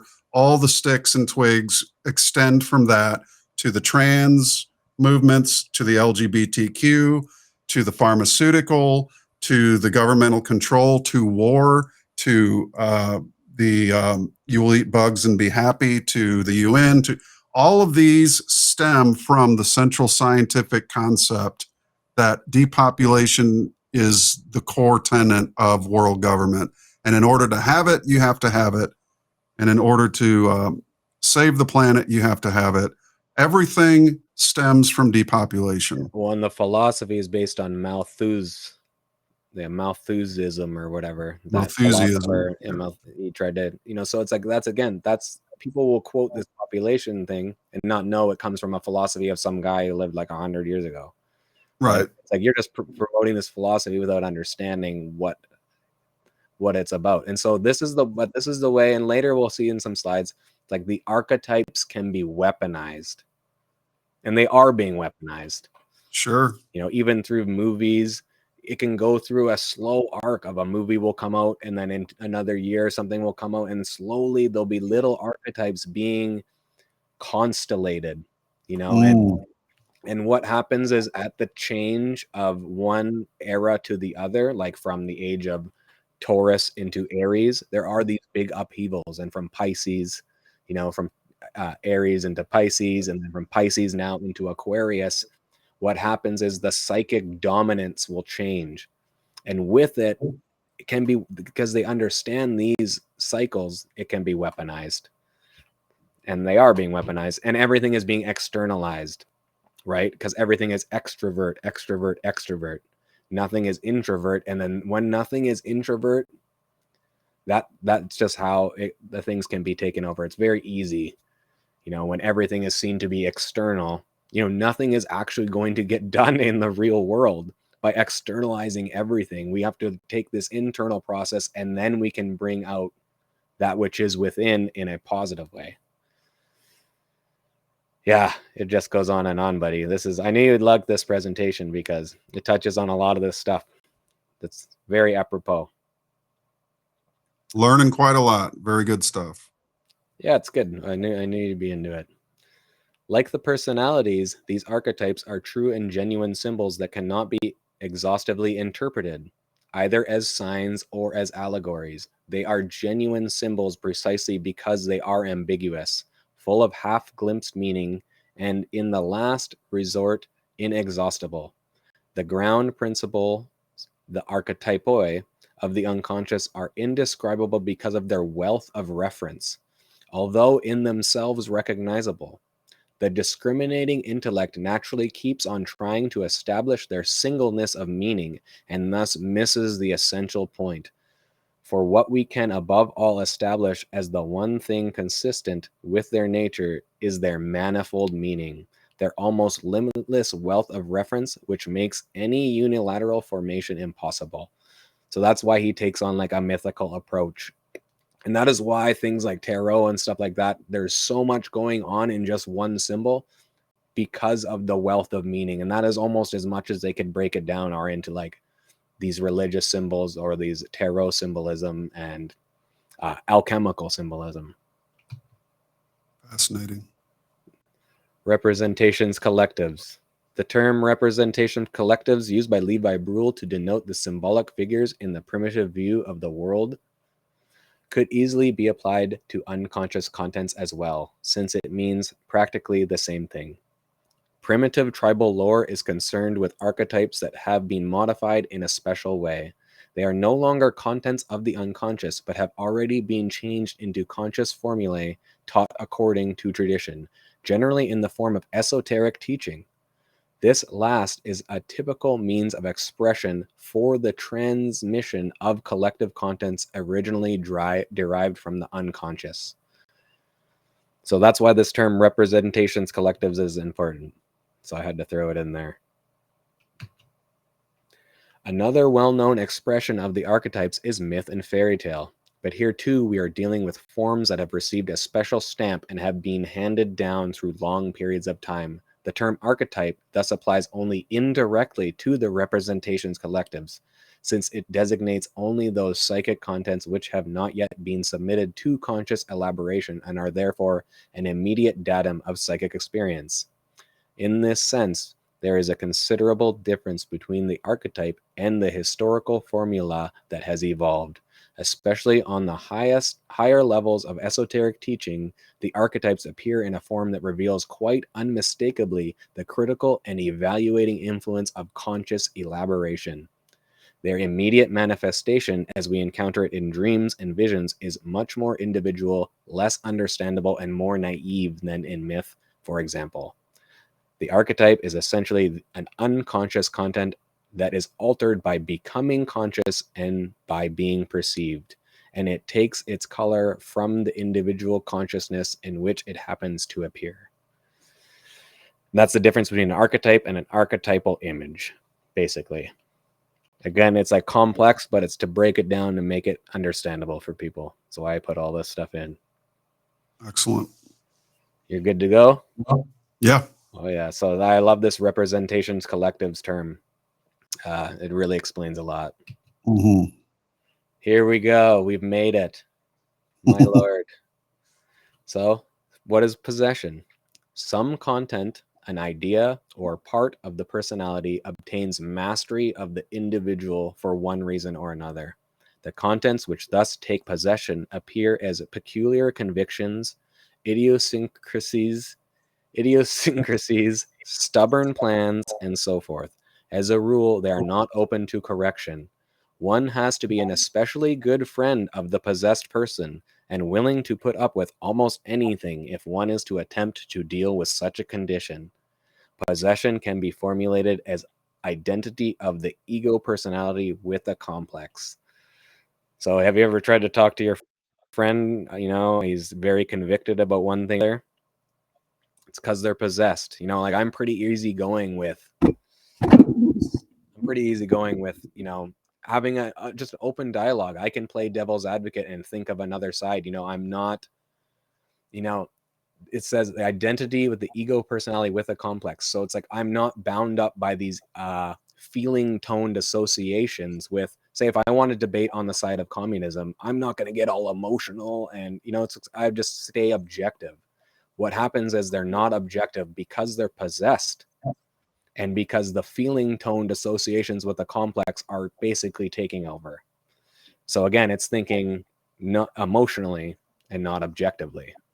And we've seen this over and over in shout down after shout down, where people try, say on the conservative right, to speak to liberals on the left, and the liberals can't handle it, so they shout down the other side, which is proof of the phenomena of possession and the ego personality identifying with the complex.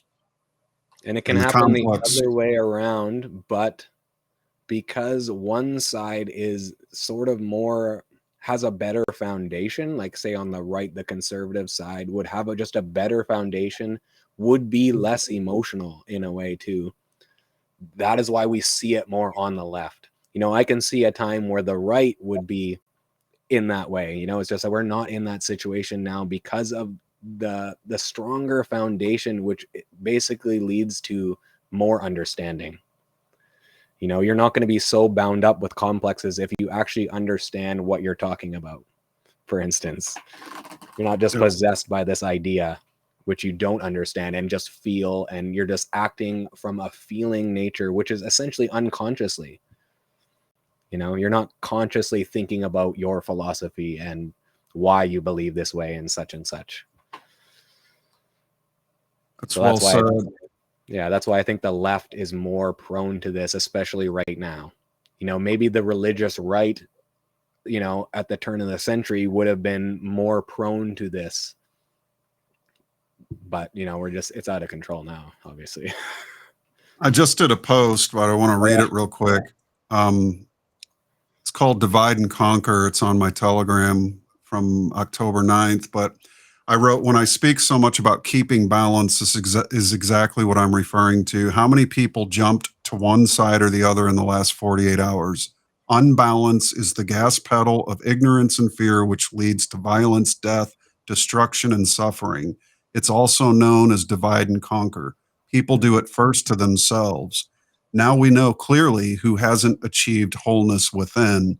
A lot of people I thought may have been on the path just proved otherwise. How sad.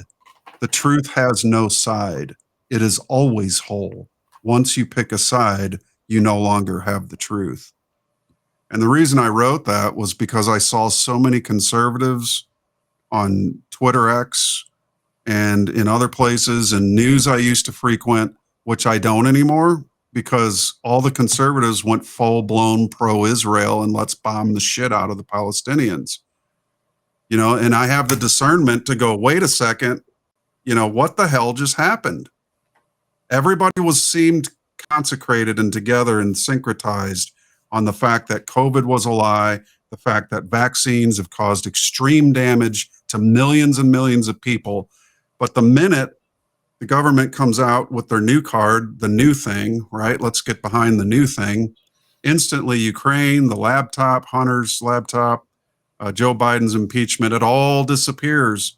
And suddenly we have a bunch of ravenous pro-Israelites coming out of the woodwork who were otherwise extremely discriminate when it came to, you know, these avenues of truth. It really revealed to me a lot of flaw in people's characters. But that's not to say that all conservatives, of which I consider myself a conservative liberal or a liberal conservative. I'm sort of in the middle of the middle of the middle.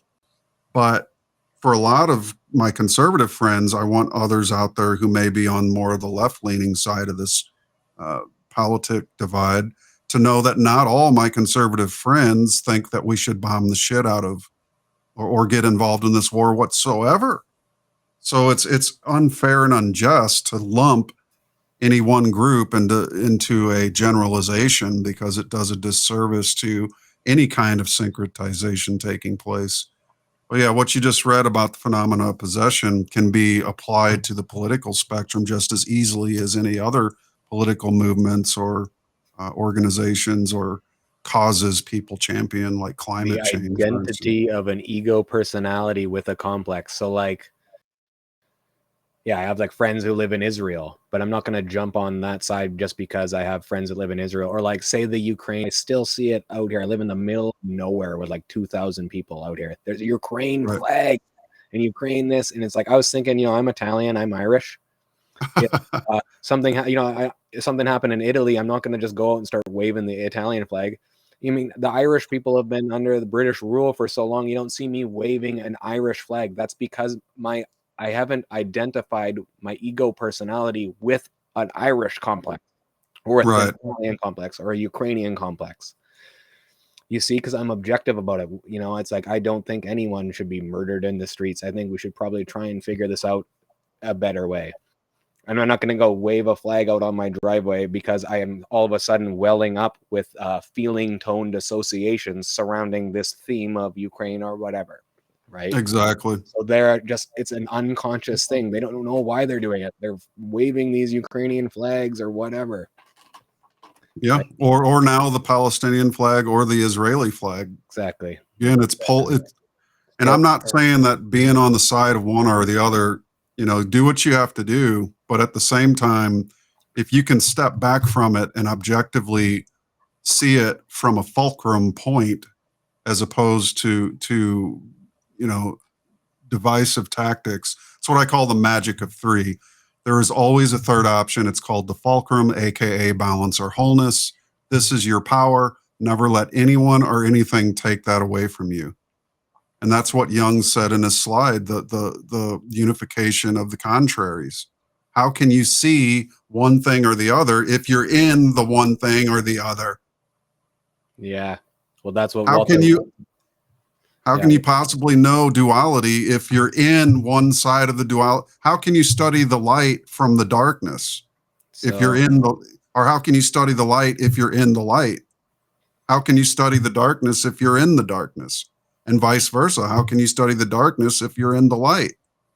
And so on. So these are just ways of thinking, I think, that correlate in various ways to what's being said. We're like the permanent tourist in human nature, in humanity. That's what Wilhelm Reich says. It's like, you go to a city, you're like, why is everything the way it is? And the people in the city are like, oh, that's just the way it is, man. People get robbed, there's traffic jams, this. And he's like, yeah, but why?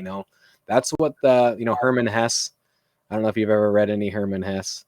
He did Damien and Steppenwolf and Beneath the Wheel and others. And he sort of has this thing. It's like, you can tell them by their mark, like the contrarians. Like, we all bear this mark, and we're the ones who, we're like the tourists asking the questions, why? Why is this the way it is? They're just, oh, that's just the way it is, because they're inside it. They can't take themselves outside it and look at where they are. The fish can't describe the water.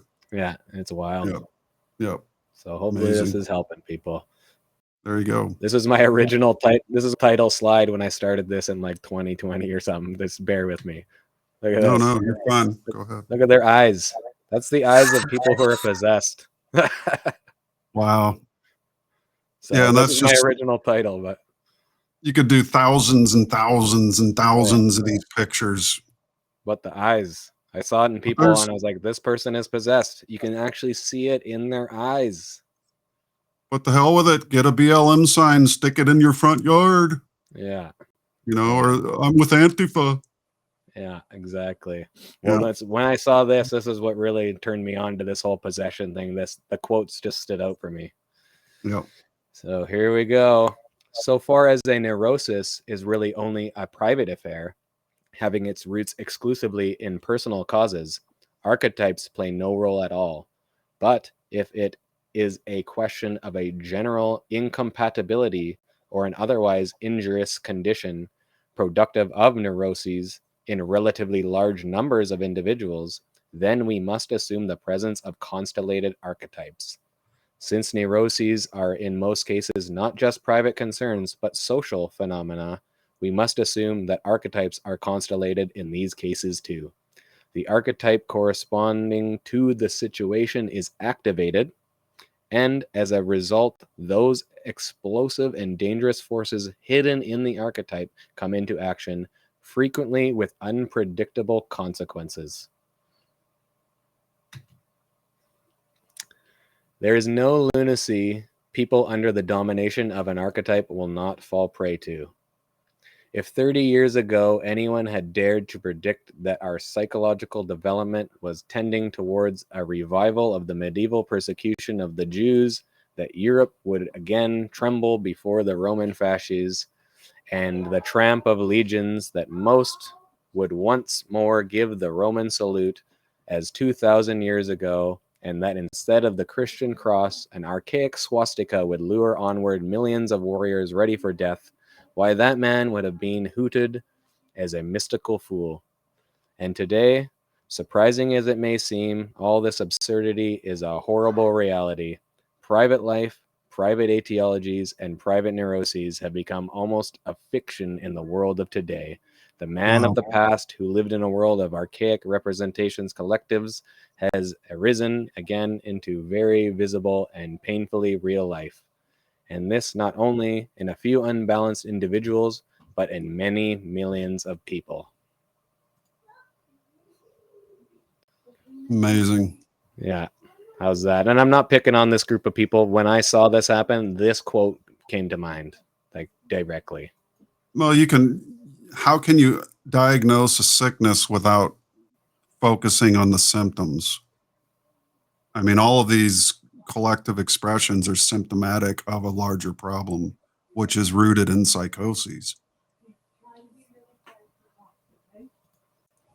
I think that'd be a great time, real quick, if I could, just to read one more Jung quote that's not in your presentation. But That sounds the great. reason being, it's apropos to the state of war that exists on the precipice of humanity right now in the Middle East.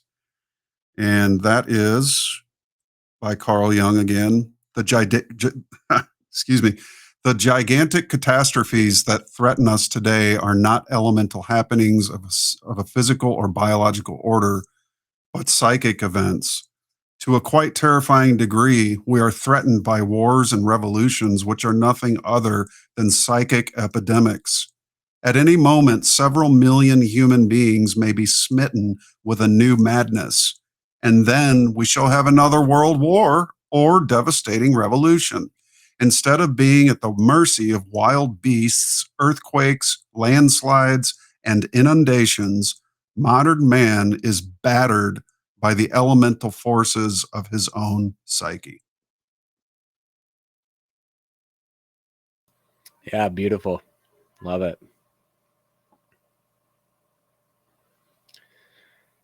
Shall I continue here? Sure thing. This is in the vein of Gustave Le Bon, as he puts at the bottom, which is a very good book, The Crowd. Everyone should read. We shall now discuss another form of transformation experience, which I would call identification with a group. More accurately speaking, it is the identification of an individual with a number of people who, as a group, have a collective experience of transformation. A group experience takes place on a lower level of consciousness than the experience of an individual. This is due to the fact that when many people gather together to share one common emotion, the total psyche emerging from the group is below the level of the individual psyche. If it is a very large group, the collective psyche will be more like the psyche of an animal, which is the reason why the ethical attitude of large organizations is always doubtful.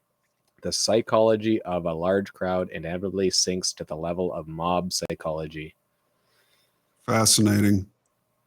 And, Le Bon would say if you got 10 of the smartest people in the world in a room, they would all act like a bunch of dumbasses just because there's so many of them. They would just go right down to the level.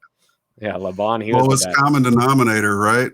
Yeah, the lowest common Anything, it's like an electric battery. If you mixed a higher voltage battery with a lower one, the higher one would seek the lower level. And that's the same way with character and humanity. And that's why individual character can reach high pinnacles, but group character can never rise above only slightly higher than the animals, because the individual is the forerunner of the character development within man. And that's just speaking from my own personal delvings into what is character and how does it get developed. So that's fantastic, beautiful. And yeah, Le Bon, I mean, these guys, if they're alive today, seeing what's going on in this world, they'd be screaming from the rooftops, why didn't anybody read my work?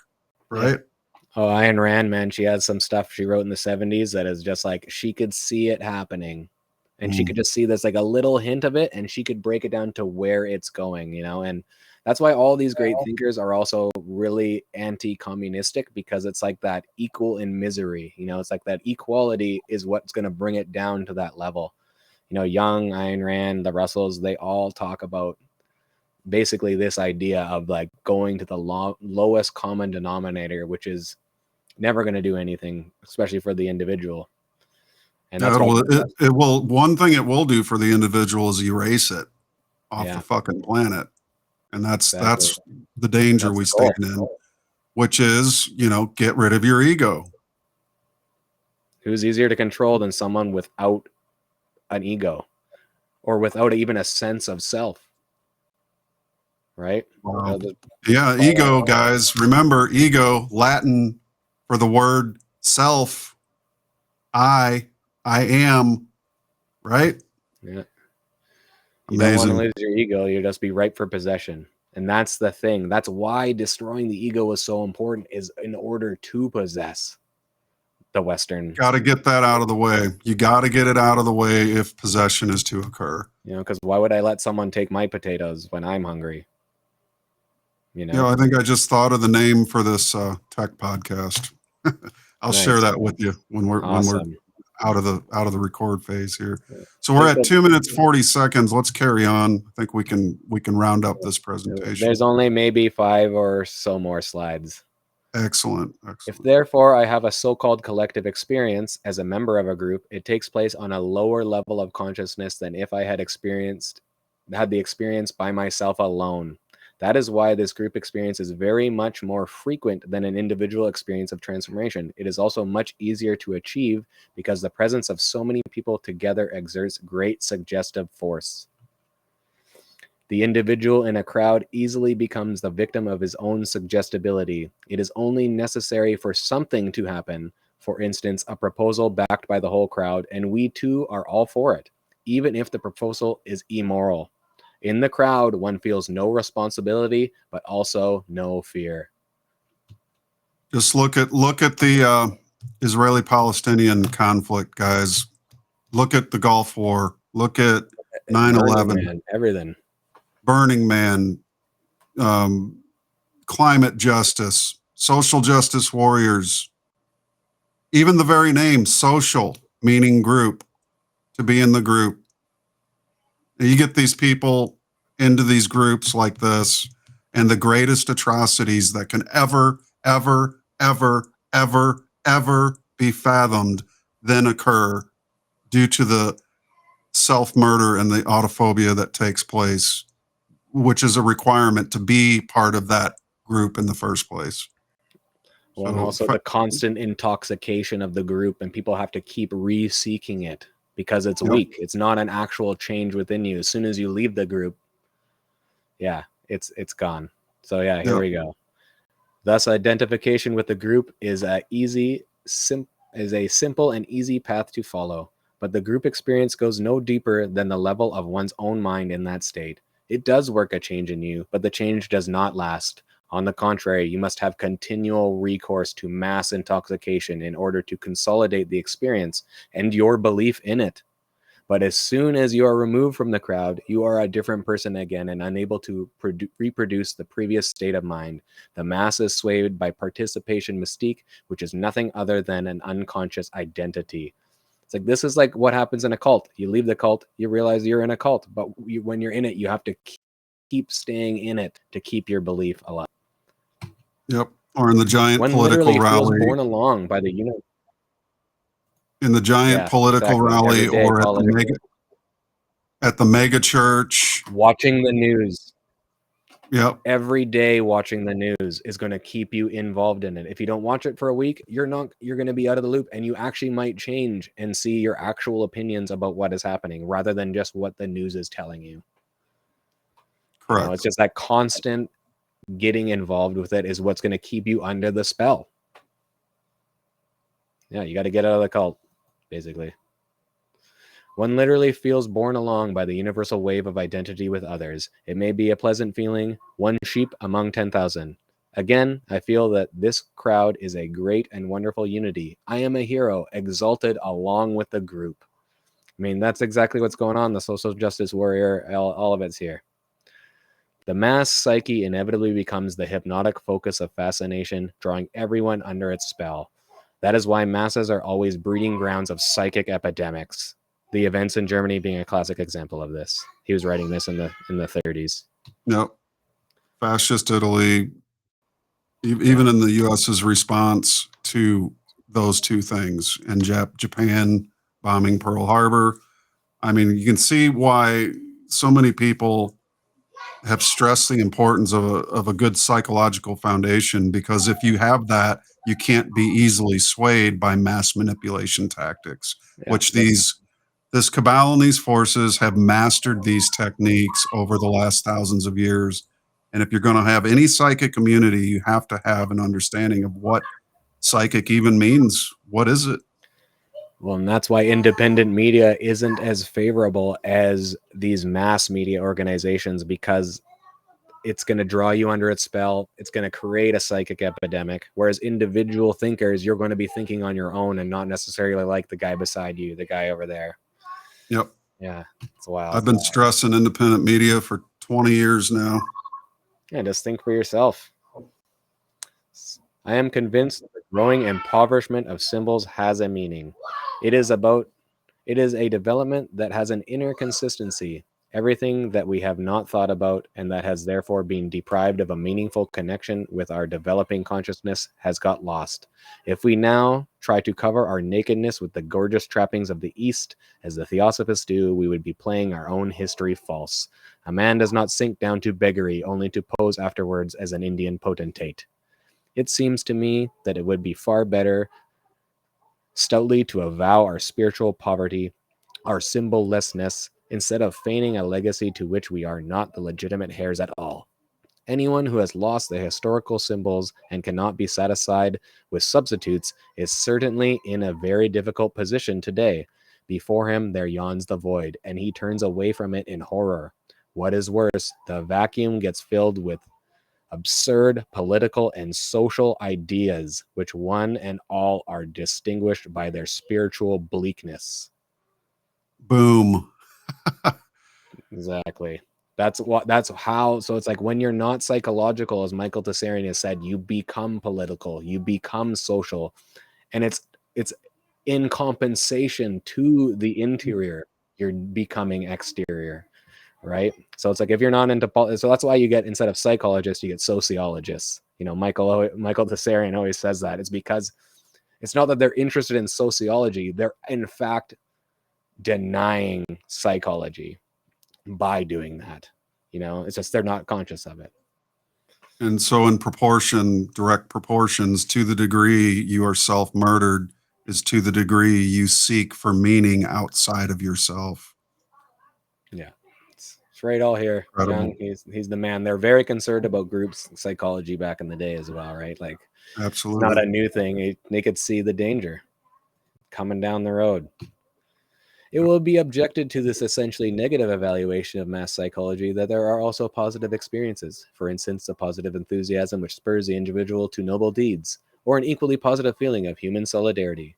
Facts of this kind should not be denied. The group can give the individual a courage, a bearing, and a dignity which may easily get lost in isolation. It can awaken within him the memory of being a man among men. But that does not prevent something else from being added, which he would not possess as an individual. Such unearned gifts may seem a special favor of the moment, but in the long run, there is a danger of the gift becoming a loss. No one can do push-ups for you. You have to do it yourself. Exactly. Since human nature has a weak habit of taking gifts for granted, in times of necessity, we demand them as a right, instead of making the effort to obtain them ourselves. One sees this, unfortunately, only too plainly in the tendency to demand everything from the state, without reflecting that the state consists of those very individuals who make the demands. The logical development of this tendency leads to communism, where each individual enslaves the community, and the latter is represented by a dictator, the slave owner. All primitive tribes, characterized by a communistic order of society, also have a chieftain over them with unlimited powers. The communist state is nothing other than an absolute monarchy in which there are no subjects, but only serfs. Now, religious ideas, as history shows, are charged with an extremely suggestive emotional power. Among them, I naturally reckon all representations collectives, everything that we learn from the history of religion, and anything that has an ism attached to it. The latter is only a modern variant of the denominational religion. A man may be convinced in all good faith that he has no religious ideas, but no one can fall so far away from humanity that he no longer has any dominating representations collectives. His very materialism, atheism, communism, socialism, liberalism, intellectualism, existentialism, or whatnot, testifies against his innocence. Somewhere or other, overtly or covertly, he is possessed by a subordinate idea.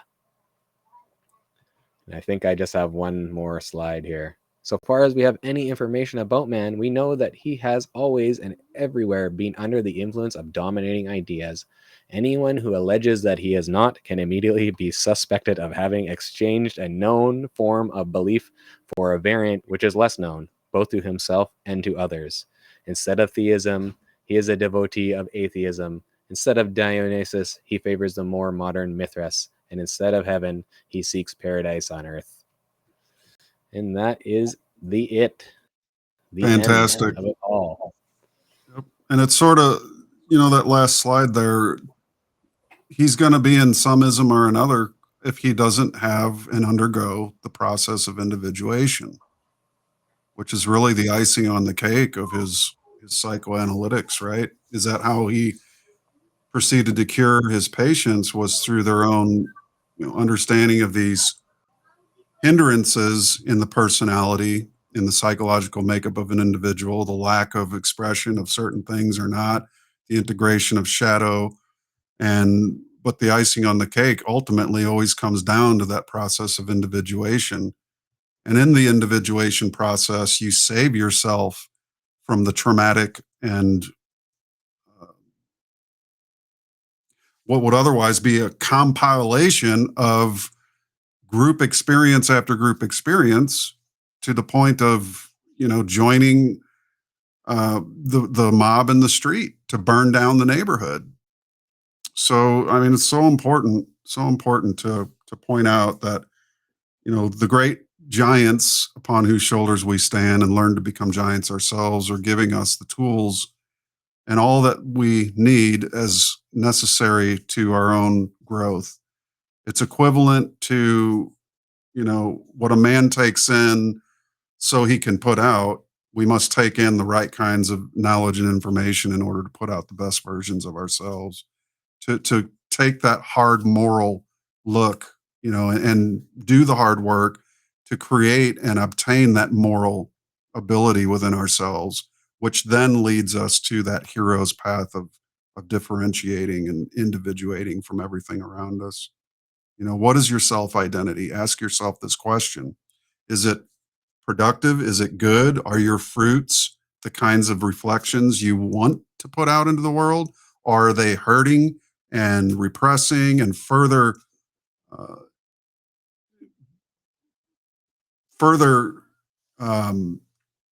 disassociating you from your goals?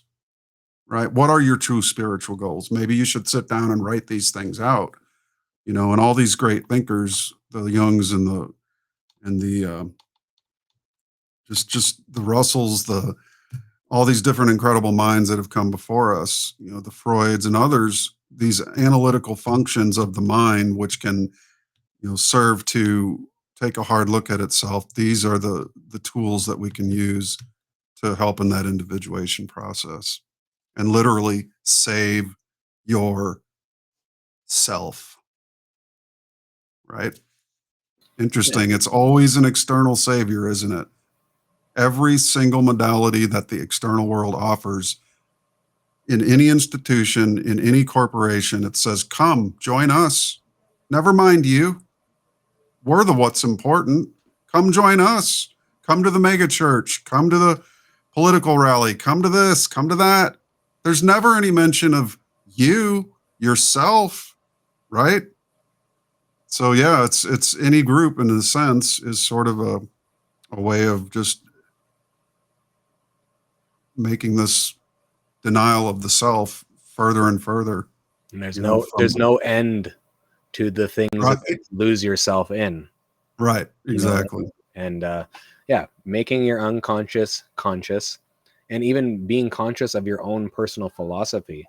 Like if you're unconscious of your personal philosophy, that's what he says. You can't trust someone like that who says, "Oh, I'm not this or that or whatever." It's like, I know you are. You have some ism or some religious belief that you are unconscious of. Then that's a dangerous person to themselves as well as to others. Yep. H.W. Percival called this process of individuation. He didn't use that term, but he called it the process of becoming conscious of your own conscience. Exactly. Become conscious of consciousness itself. that is another way to say, becoming familiar with the unconscious, if you will. But, exactly. Yeah, it's just well, different terminology, but it's the same thing that they are all talking about. Indeed. Luke, fabulous, incredible conversation. It's I want to great. say thanks. Appreciate you having me on here. I thought you would like that one. I know I was going to do it on my own channel, but I thought, maybe Matt wants to tackle this subject because I feel that the discussions in between are really valuable as well.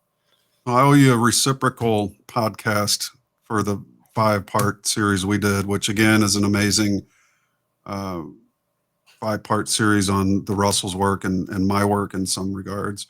But if you want to get a hold of Luke, here's his website. Luke, why don't you give any information or closing comments you'd like to share with the tech audience? Yeah, you can find me on just the YouTube and Rumble channel, but email, I think I have an email attached to there if you want to contact me through that.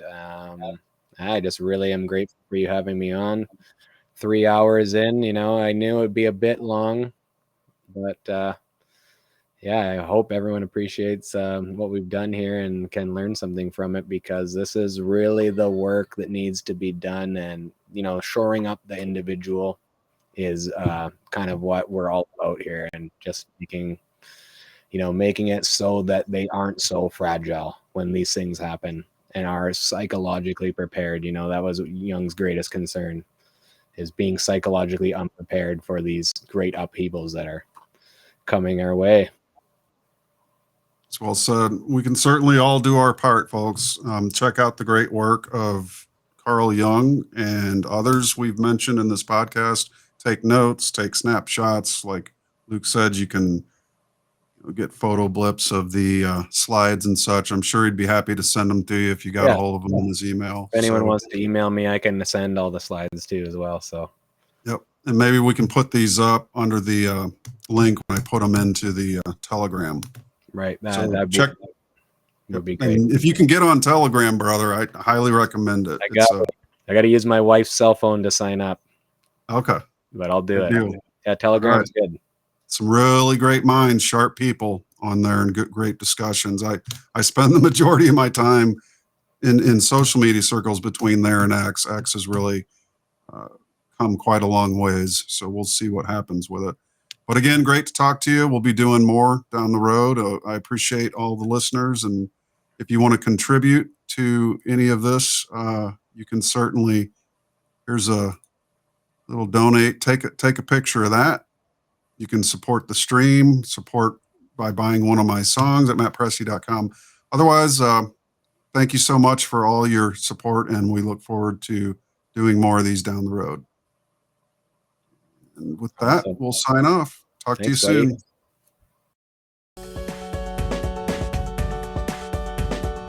Ladies and gentlemen, thank you very much for viewing and for sharing the link to this tech podcast.